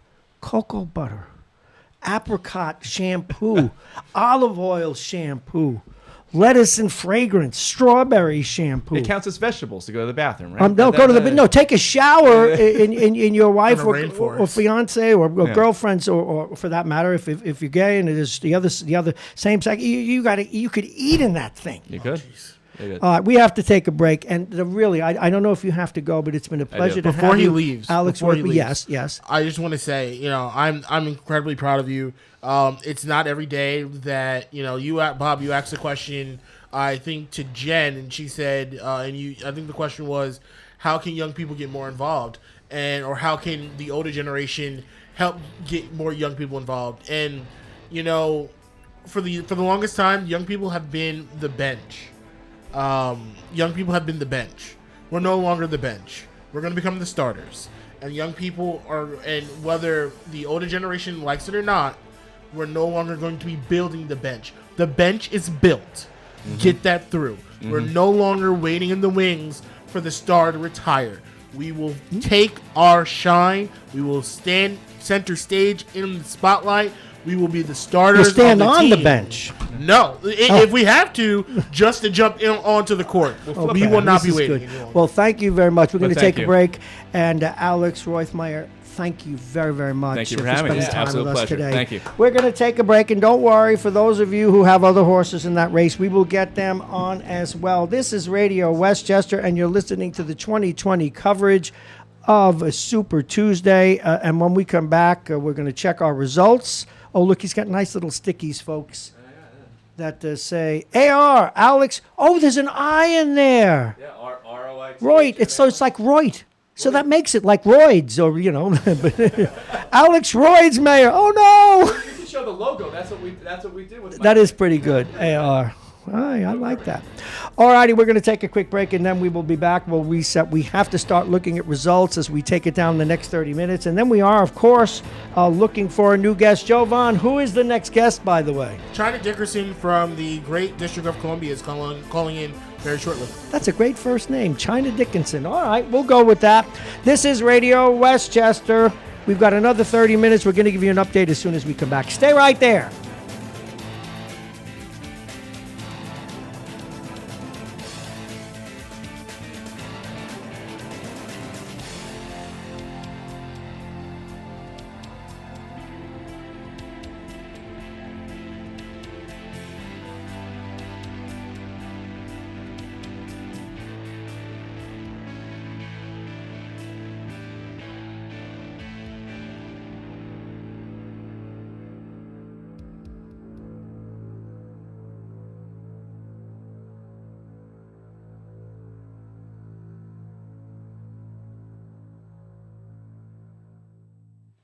All righty, the music stopped, but the election has not. Tonight, Super Tuesday across these Americas. Of course, the Republicans already did theirs. An incumbent president as well. He should have swept the table, Donald Trump. We all know that that's who the Democrat, not necessarily who wins tonight, but who ultimately comes out ahead, will run against at the end of the day. Jovan C. Richards is my co-host. We're also here with Chris Medina, a Democratic operative who is rather an eloquent spokesman, I must say, for Bernie Sanders. Jovan, where do we stand? So, interesting enough, we have a couple of states, and a couple of the bigger states are not in quite yet.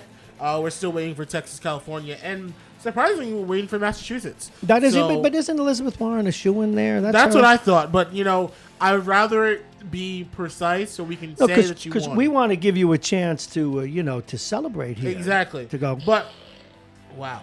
No, I hit the wrong button. Yeah. It was supposed to be whoopee. I didn't realize it meant the other way. Oh, God. I hit the wrong button. So this is what we know right here on Radio Westchester on our Super Tuesday coverage. For former mayor of New York City, Mike Bloomberg, America Samoa. That's it. That's it. That's done. Money does not get you everywhere. It gets you America. Gets you to Samoa. I guess so. So you don't remember wrestling of the old days, the Wild course I Samoans, the twins? Oh, of Yeah, remember course. them? Okay, go And ahead. then Rocky Johnson. Yeah, and okay. then you got all. You're young for that. I Okay, know my Boomer, wrestling. I'm waiting for it. Go ahead. I know my wrestling. Former Vice President Joe Biden officially claims Virginia, North Carolina, Alabama, Tennessee, Minnesota, Arkansas, and Oklahoma for victory. And a little later, they'll give us the whole tally on the votes, too, that he they has. will. He's leading with the vote with the Which is great. delegates tonight, too. Go And ahead. then Senator Sanders just picked up the great state of Utah along with Vermont and Colorado. Okay, Colorado was a bit of a surprise, no, for him? Yes. We were expecting Amy Klobuchar, but, she dropped and she sent it to Joe Biden. And, Okay. Joe Biden did win Minnesota. But at the same time, Colorado decided that they were feeling the burn. Okay, they were feeling the burn. All right, move on. How does How's Elizabeth Warren doing? So right now she is doing very well in a lot of states. Although she has she won any states yet? Although she has yet to win a state. Chris, has she won officially, any states yet? Can we get an independent voice although here? she has, although she has yet to win any states, she is doing very well in terms of crossing that threshold into getting delegates from certain states. So not a humongous tragic loss. But to what effect, Javon? What's the end game here for her? I mean, that's one step closer to the convention. Oh, see, at this point, and again, we've been teasing you a little bit because she's had one a rough step night, closer to the convention. But you're hoping, so that you're hoping for a brokered convention. We've had a number of people on this show just tonight talk about how dangerous a brokered convention would be, and you still think that's the path for her? I don't think it's listen. I don't think I'm not going to speak on behalf of the campaign. I think that if I was the campaign manager or if I was Elizabeth Warren right now, I'd be saying we're going to go straight to the convention, knowing that we will most likely have a brokered convention and understanding the possibility of there being a lot of compromise.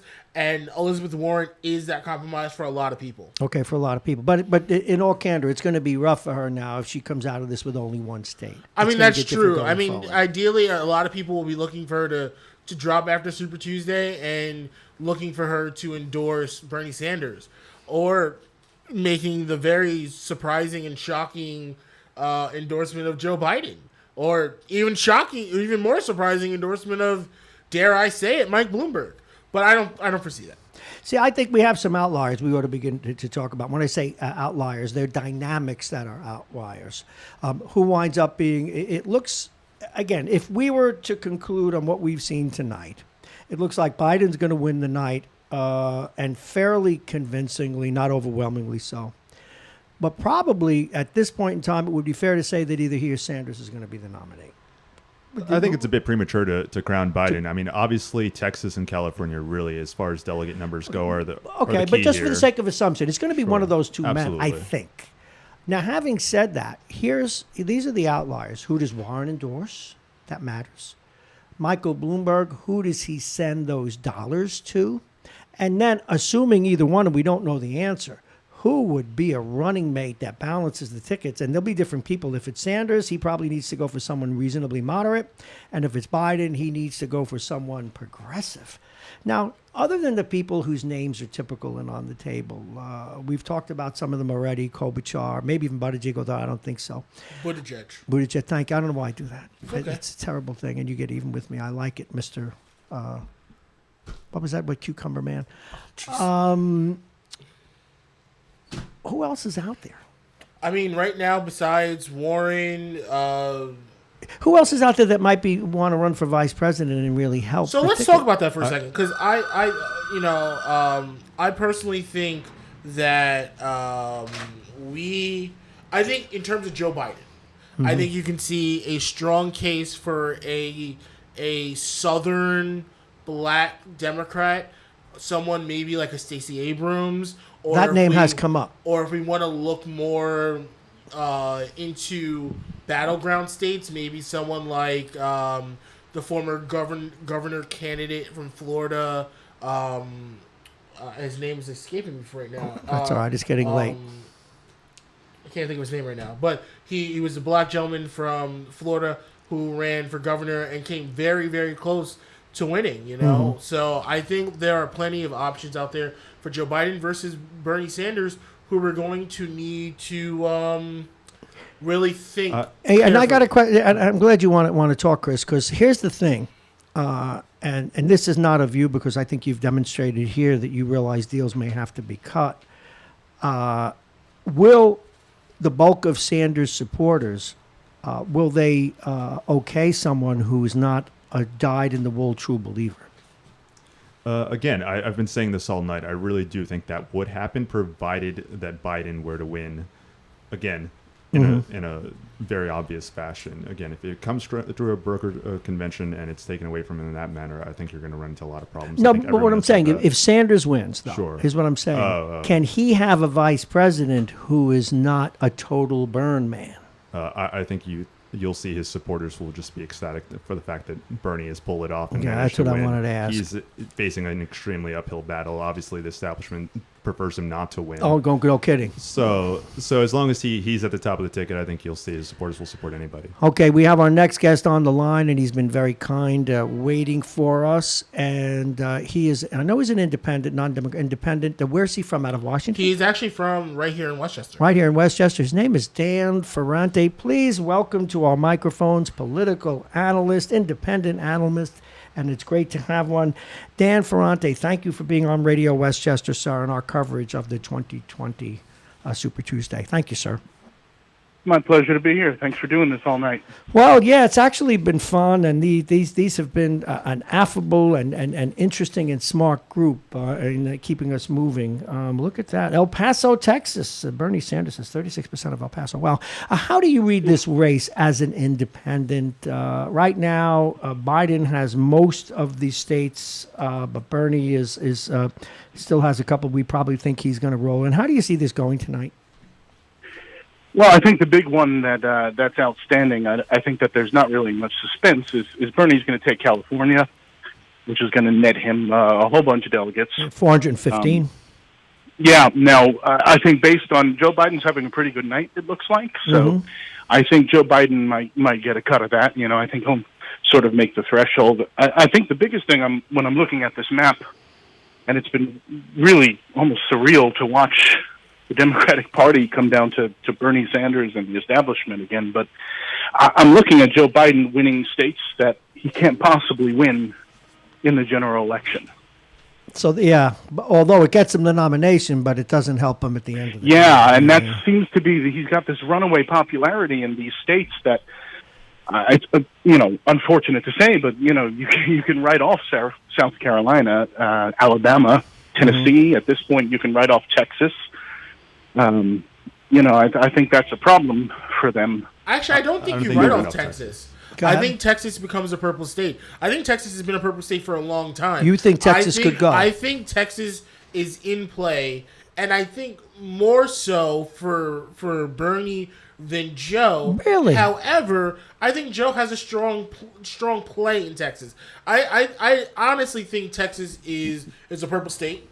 And I think Texas stays in play for both Joe and Bernie. Although for you and Dan, and then we'll get to Chris, but if Bernie doesn't get the nomination, aren't the Bernie voters that you're speaking of liable to go to Biden, which is what Dan is suggesting? I mean, I'm inferring that. This is the real question at the end of the day when it comes down to the Bernie bros, as they have been so generously coined.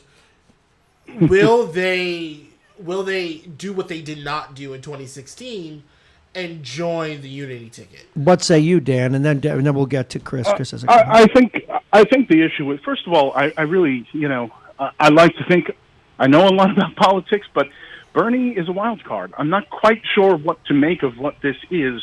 I will say that the what I see as an independent in terms of the sort of idea of vote blue no matter who, and look, I'm going to vote against Donald Trump because I'm going to vote against Donald Trump, and that's that. But what I see in the party is if you're a Bernie guy, there are certain things you want that he's selling you on that platform. It's healthcare, free education, a redistribution, if you will, of the wealth, some sort of equaling out of the playing field. The establishment Democrats don't really stand for any of those things. So if you're passionately in favor of Bernie's sort of top three wish list things, I don't know how you get excited about Hillary Clinton version 2 in this election. Well, let's. Now, there's a lot to be said. We have a Bernie supporter with us, and I'd like, and he has some comments and questions for you. Go ahead. And I think his name, by the way, is Chris Medina. He's a Democratic analyst. Hi, Chris. How are you? Hi. How are you? I think you're absolutely right. I think that there would be a severe lack of enthusiasm on the progressive side for Biden. And frankly, really the only reason people would be voting for Biden at that point is just to get Trump out of office. Well, what about who runs for vice president, though? And I put that to both of you. Will that matter? Well, it would depend. And short of having someone like Elizabeth Warren, which is not going to happen, I don't know that there's a strong VP out there in that sort of sphere that's going to have the name recognition to bring out. Yeah, and if you're Bernie, I don't know that you want to double down with someone like Warren. I think I liked everyone likes Stacey Abrams. I think she's great, but someone brought up Andrew Gillum before, who ran for governor in Florida. Thank you. Thank you. Yeah, and not only, by the way, not only did he come close to winning, it's more than likely he did win. He was just robbed a bit, as was Stacey Abrams. Well, you know, Florida is a strange place, as we know from 2000 when it comes to counting votes.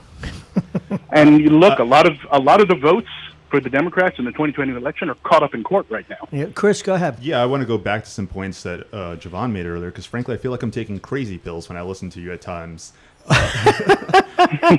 You think you're the first one that thinks you took crazy pills listening to Jovan? Go ahead. Look, we just had Jen Ramos, I believe, from the Democratic Party from Texas, explain to us why Bernie was the better candidate to win Texas in the general, and yet you sort of still seem to hold on to hope that Biden somehow will pull it out. Look, Bernie has a really strong grassroots campaign in Texas, and sort of Biden's strategy is just meant to show up and get these, the support from other candidates. I don't know that that's going to carry over in the general. So let's be careful, because I've said things you certainly have that have not. My terminology is yet to be. This is how it's going to happen. I quote that I said I think Bernie has a better chance in Texas than Joe, but I still put Texas in play for Joe. I did not say it's going to come down. Absolutely, and I agree with you. I think Texas. Exactly. That was my whole overview, my whole synopsis of Texas. Dan said I don't really think Texas is going to be in the play for the Democrats, and I disagree with Dan, and I said it's purple, and I think Bernie has a bigger shot than Joe in Texas, but I don't take Texas off the board quite yet for someone like Joe Biden. Okay, now what about I think you're right about Texas being purple. I've always said it will be purple one day. I'm not sure this is the one, and my fear is Texas, to come close, is going to cost the Democrats so much money. Dan Ferrante, and if Bernie's the candidate, there's a lot of, we've talked about sort of the pressure on the lower tickets. I don't know if you want Bernie in Texas all that we have much, Bloomberg now, so we can just, have him, waste a couple million. Dan Ferrante, he's an independent political analyst based here in Westchester. Do you know, did I ever tell you about Jovan's past? Oh, sweet Jesus. Excuse me. He was the scout. Back to Super Tuesday. No, he was the scout for General Custer and said, "Over that hill, I think they're friendly Indians." Lord. I'm hosting Super Tuesday. Some of his exploits didn't end too well, General. Anyway, so all right, let's get your call for tonight. How do you think it's going to wind up, Dan? Bernie's going to be up. Bernie's going to have the bigger night, but not by quite the margin that everyone was. You said Bernie or Biden? Bernie will have the bigger night, but I think it'll be closer than people thought it might be. Now, when you say the bigger night, more states or more delegates? More delegates. Okay, and wow, all righty. Now, we did have, did you hear us earlier about the latest Vegas betting odds? Biden had 56 chance of getting more votes, more delegates. Bernie 32%, Bloomberg 6%, and Warren, who was working with Custer then, 1.5%. Was that for delegates or to win the nomination? Actually, to win the nomination. So, all right. I do think he'll win the nomination because I think there'll be some shenanigans. Thank you. Now, shenanigans meaning, see, one of the issues we got into before in a really cool debate that I thought Chris kind of won until the person said, hey, wait a minute, Bernie was a part of making up these new rules that include superdelegates. Well, now, is the use of superdelegates, is that shenanigans or is it just a lousy system? I think you guys are kind of stuck in a situation. Both parties, do this kind of nonsense. But with the situation you've created, Democrats have spent 3 years screaming and yelling to anyone who'll listen that the winner of the popular vote, whoever got more votes, should win. Hillary won because she got more votes. You've got a candidate who might very clearly get more votes in this primary process, and they're already making sure that, without the majority, with only a plurality, Bernie's dead in the water. It's going to go to Biden. So I'm not sure how the Democrats are supposed to react. Well, I don't know. One of the debates that really is it's not an abstraction; it's a philosophical one. Should a national party, and this is an open-ended question. I'm not. This isn't a leading question. Should a political party, Democrat or Republican, or if we should ever have a decent third party, should they send the person to run to be the very best person they can come up with, and whether it's by any means legally necessary, or should they do it by a popular vote, which essentially is what Super Tuesday tries to do? What say you, Dan, and then the other panelists? I think if you're the Democratic Party, you picked your candidate the day after Trump was inaugurated and made your platform then. I think the party elders pick their person and say, this is the guy, and this is who we're going to war with, and we're going to take this bastard down. No, but what you're saying is that's what you think they did, or that's what you think they No, ought that's to what do. I think they should do. That's what they should have Well, done. that If it was flies in the Biden, then it face, was though, Biden. of what some people want is fairness. So what say you, Chris? I don't think it's a question of fairness. I think it's a question of winning. You saw it with Trump. All right. Obviously, the Republican Party didn't want him to win that nomination. No, they did not. He got through anyways, and he took over the country. And frankly, that's how you got to win. If you have to put forth what the people want. Okay, but that will call for compromise. Dan, any final words? Because we're going to give a wrap up with these two gentlemen and see where we are, and then we'll give them one last wrap up at 11 o'clock. Where do you Sure. think we're headed in November? And we'd like to invite you again to talk a little bit about potential vice presidents. Now, for the sake of discussion, we're going to say it's going to boil down to Sanders and Biden, number one and number two. Yep. The second question, having said that, who might be vice presidents for either candidate, and will Michael Bloomberg throw his money at either candidate? I think Michael Bloomberg is going to do the right thing. I think he will foot a big bill for the Democrats on this one. There's common cause here, and he's not going to win. So I think he'll do the right thing, and he'll open up the purse. The vice president, that's a wide open field. I mean, Joe Biden, they almost could pull from the same pool, the two candidates at this point, because we're talking about people like Stacey Abrams Yes. or Andrew Gillum. Kamala Harris's name came Tell up, me, although I that's think who that's I- a little more problematic. Yeah, that's what some people have said. Go ahead, I'm sorry. Yeah, you want maybe a Midwestern pick, someone in that Rust Belt, that blue wall that failed you in 2016. I think it's wide open. I don't think it's going to be one of the people. I don't think it'll be a vanquished primary opponent. I really don't. Well, that's interesting. You don't think it'll be a vanquished opponent.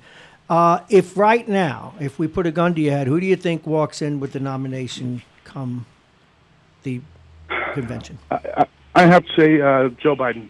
Okay. What about you, Chris? I think the end of tonight will tell us a lot based on how Texas and California go. Fair enough to wait. But That's fair. That's fair. the truth is that Biden has the establishment on his side right now, similar to what Hillary had, and that's going to be a very strong uphill battle for Bernie. So while I'm a Bernie supporter, I think the smart money is clearly on Biden taking it. Now, whether that happens through a brokered convention or because he comes in with the majority of delegates, I have no idea. Would it be fair to say, before I get to you, Jovan, and I'm asking this of the three of you, would it be fair to say, though, that Biden would have to come up with some programs that, if not, for example, free health care, George Lanham is going to come on. We're going to get him on in a minute. Is it fair to say that the Democrat, I'm going to pick him up. Let me get, excuse me, I have a little behind-the-scenes stuff here. We'll get to you in a moment, County Executive. Is it fair to say that that the party's ready to come together? Look, Biden's been on record telling his wealthy donors that nothing would fundamentally change economically with the Joe Biden presidency. So I think there's a big bridge across there to unite with progressives. Okay, well, I want to thank you, Dan. Really, thank you so very much. An independent political analyst here in Westchester, Dan Ferranti. Thank you very, very much. It was sir. my pleasure. Thank you, guys. All right, take care. We invited him on, and I have to be honest, folks. We saw, as you saw on TV today, and we did open up our discussions tonight with some local news because we are based here in New Rochelle. The county executive has been very, very involved, as has been the governor and the Commissioner of Health here in Westchester County, the mayor, Noam Bramson, with the addition of the coronavirus person here. But he did say he would try to get to us, and man of his word, please welcome, even as busy as he is, we don't think he sleeps, the county executive, George Latimer. We'd like to get his take on what's going on. County executive, good evening. Good evening, Bob. A long day. Boy, I'll say, I saw you on TV earlier today. It was funny. We were just talking about this yesterday morning, and lo and behold, we're dealing with it right here. While we have you, we'd be remiss if we didn't ask you for any updates on the New Rochelle patient, anything else that we know about that? Well, we don't have anything to report. We did report earlier the day. The New Rochelle resident is in very serious condition. He's a fairly young man, but he's had some respiratory issues, and we're hopeful that he can pull through this. We're looking now to see if anybody else in the family or any of the other people that he came in contact with have come down with the virus. And to be honest with you, I'm not going to be surprised if there are a couple of additional cases that all come out of this one case. And the big problem we're dealing with now is how do we quarantine what could amount to be 1,000 people? Well, he was were present with him at some of these events over the weekend of the 22nd, 23rd. Yeah, the events, and of course the services at the Young Israel of New Rochelle. That's an issue. And the schools that his children go to, I understand, have been closed. Well, we'll take that for another day. We did want to get your take. We've been talking all evening. Some surprises here.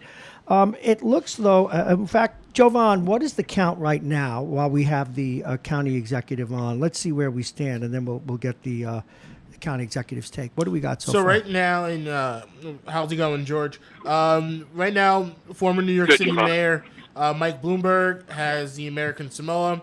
Former Vice President Joe Biden just gained Massachusetts. He got Massachusetts. That's a surprise. Big surprise. He also claims victory in Oklahoma, Arkansas, Minnesota, Tennessee, Alabama, North Carolina, and Virginia, while Senator Sanders claims victory in Vermont, Colorado, and Utah. So right now, the delegate count right now for former Vice President Biden is at 331. Wow. Sanders is at 215, and Warren is at a whopping 17. Yeah, Jovan has been crying in his milk, a big Elizabeth Warren supporter. But before I just open it up wide-ranging for you, County Executive, I think something that would please you as an elected official, regardless of party, is we've had several young people, young Democrats who are very involved in the system from all around the country this morning, including 3 who were here tonight, one even a candidate, a young man who's running for Mr. Buchwald's seat. They've really acquitted themselves well. They are involved and engaged, and you should all be proud of yourselves. How do you see this going tonight? What's your analysis, County Executive? Well, I mean, I think pretty clearly it's a big night for Joe Biden. Many people thought that this could be the night he got counted out. And just a week ago, while I was expecting he was going to win South Carolina, they didn't expect that he'd win every county and win better than 2-1. So he had a big win in South Carolina, and he parlayed that momentum. I guess I hear them calling it Joe-mentum on Joe-mentum? On television. Yeah. So basically he swept so far 7 states. But what I think is interesting was winning Minnesota with the Klobuchar endorsement. That was not expected. Mm-hmm. He is competitive in Texas. He's competitive in Massachusetts. That was not expected. He just won. He's competitive in Maine. Yeah, he just won. That was not expected. So, I think Bernie's going to win California to add to his totals. Texas could go either way. It looks right now like Bernie's got an advantage, but a few days ago, it looked like Bernie was going to, basically sweep most of the table. Yeah, maybe run the and now table. the roles are reversed. It's basically Biden that's had an exceptional night. Now, that means the race goes on. Bloomberg's still in it. He did win American Samoa, so I credit him for that. And, now you're going to go on to places like Ohio, Illinois, Florida after tonight. And they're pretty big states. And then I think probably the last big week is still about a month and change away, which is when New York, Pennsylvania, Connecticut, Maryland, Delaware, they call it the Acela primary because it's the corridor of course, Boston, yeah. Most of Washington up. And that will probably be the last big night of the primary campaign. But I think Joe has put himself in the race with the endorsements. Mike Bloomberg and Elizabeth Warren will look at their options. I think they're not going to pull out any immediately, but it's hard to find a path. And, when I run for local offices, so it's not comparable in size and scope, but you get to a point in the campaign and you say to yourself, am I going to make it? And if you're not going to make it, how much more money, how much more energy do you put into it, and how much do you just sort of scale back? But I think Joe Biden has been on quite a roll for the last better part of a week, and I think it's a good night for him. I really do.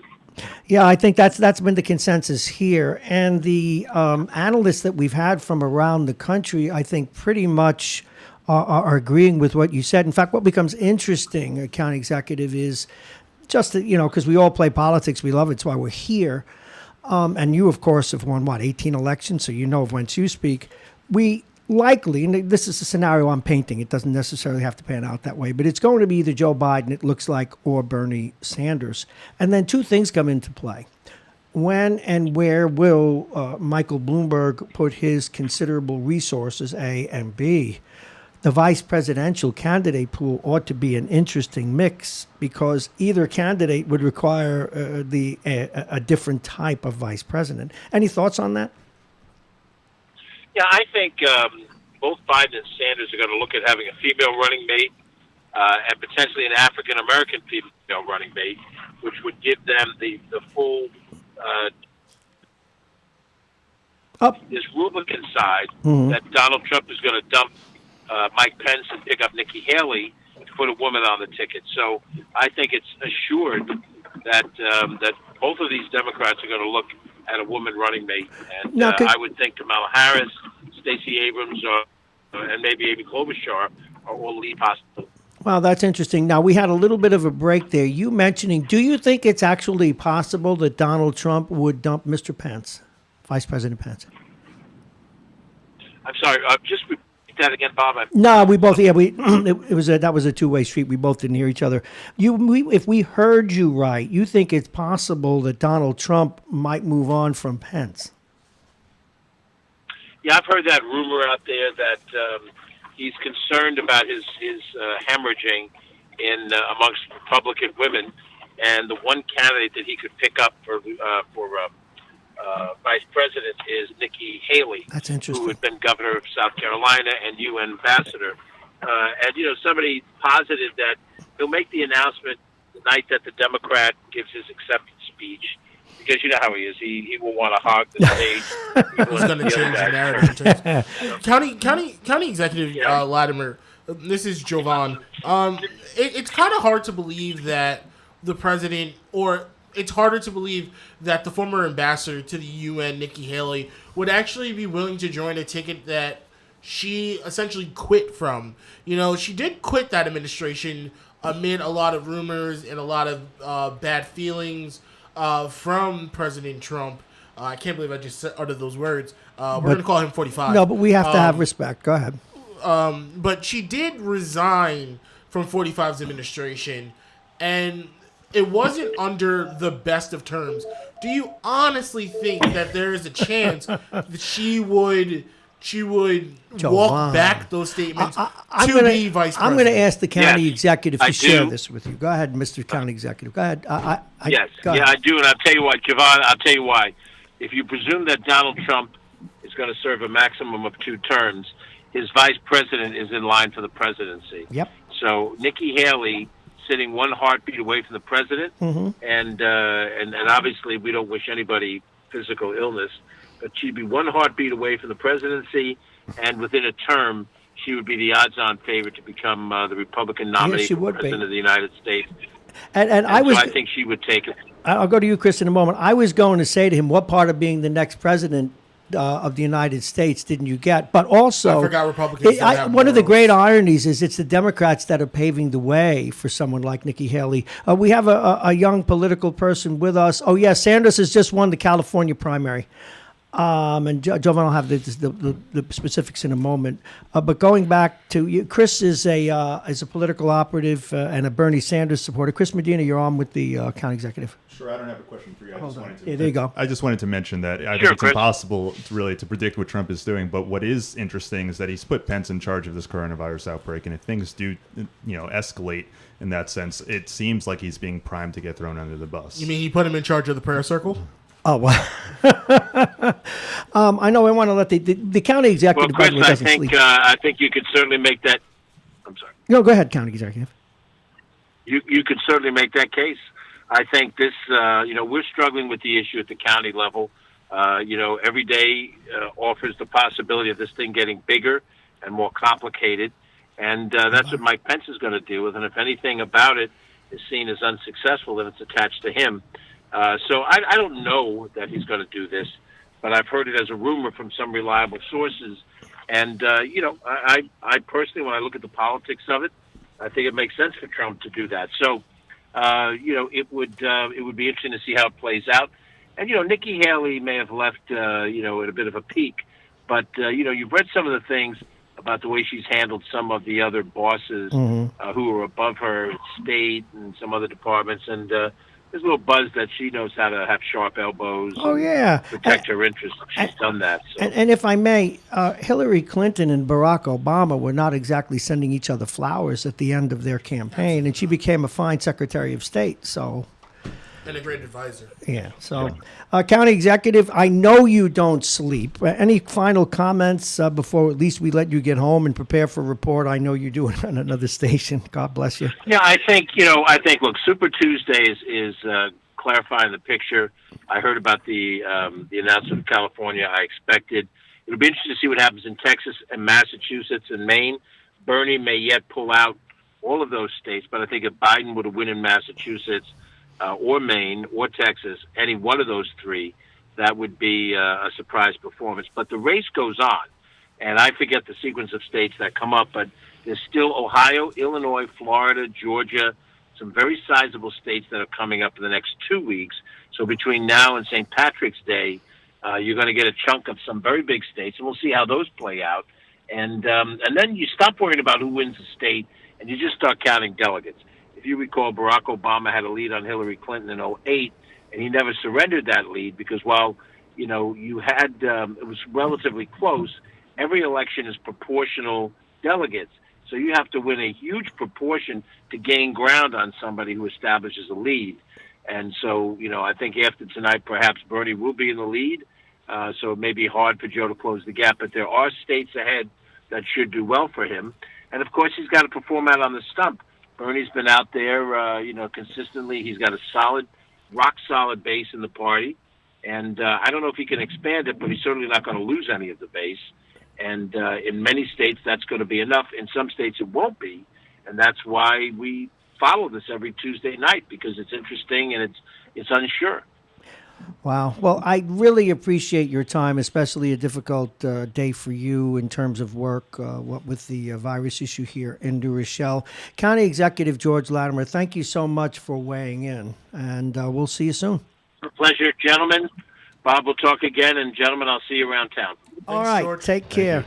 Now, before we go, we want to give Jovan a chance to give you one final wrap-up, and then I have some people to thank and a sponsor to thank. Jovan, where do we stand as we end the evening? We went a little overtime, but well worth it. So, unfortunately, Elizabeth Warren has yet to win a state, but there's still states out there that she can win. Mm-hmm. Texas has not been called. Neither is Maine. I have hope. Nevertheless, she will persist. However, Mike Bloomberg, former mayor of New York City, has won American Samoa.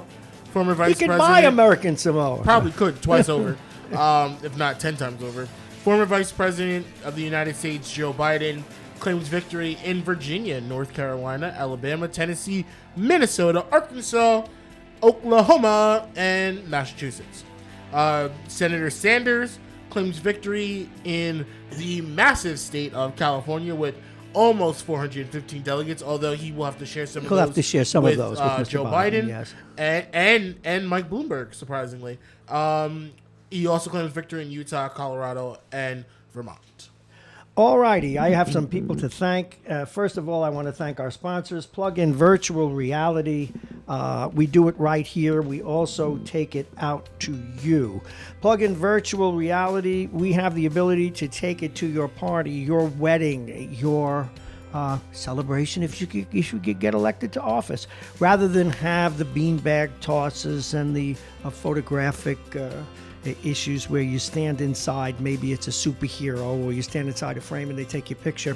We can bring the virtual reality experience out to you. You can come here in the evening and we can conduct it right here for you. The prices are reasonable, but again, we travel. That phone number is 914-727-2726,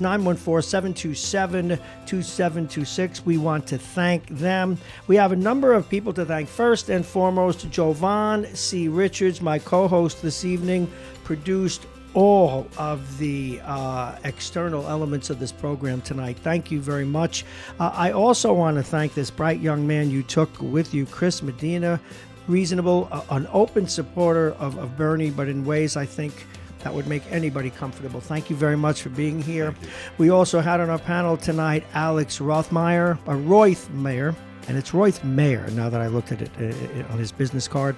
He's running, of course, for David Buchwald's seat here in Westchester County. I also need to thank the following people. The Reverend Vernon K. Walker, the Public Policy Director for Young Democrats of Massachusetts. Jen Ramos, Texas Democratic Strategist and Communications Director for Young Democrats of Texas. Rotassis Smith, out of Connecticut, political strategist and young Democrat there.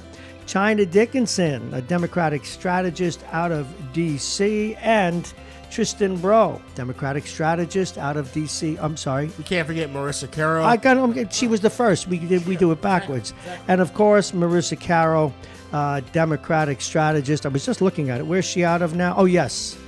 Connecticut.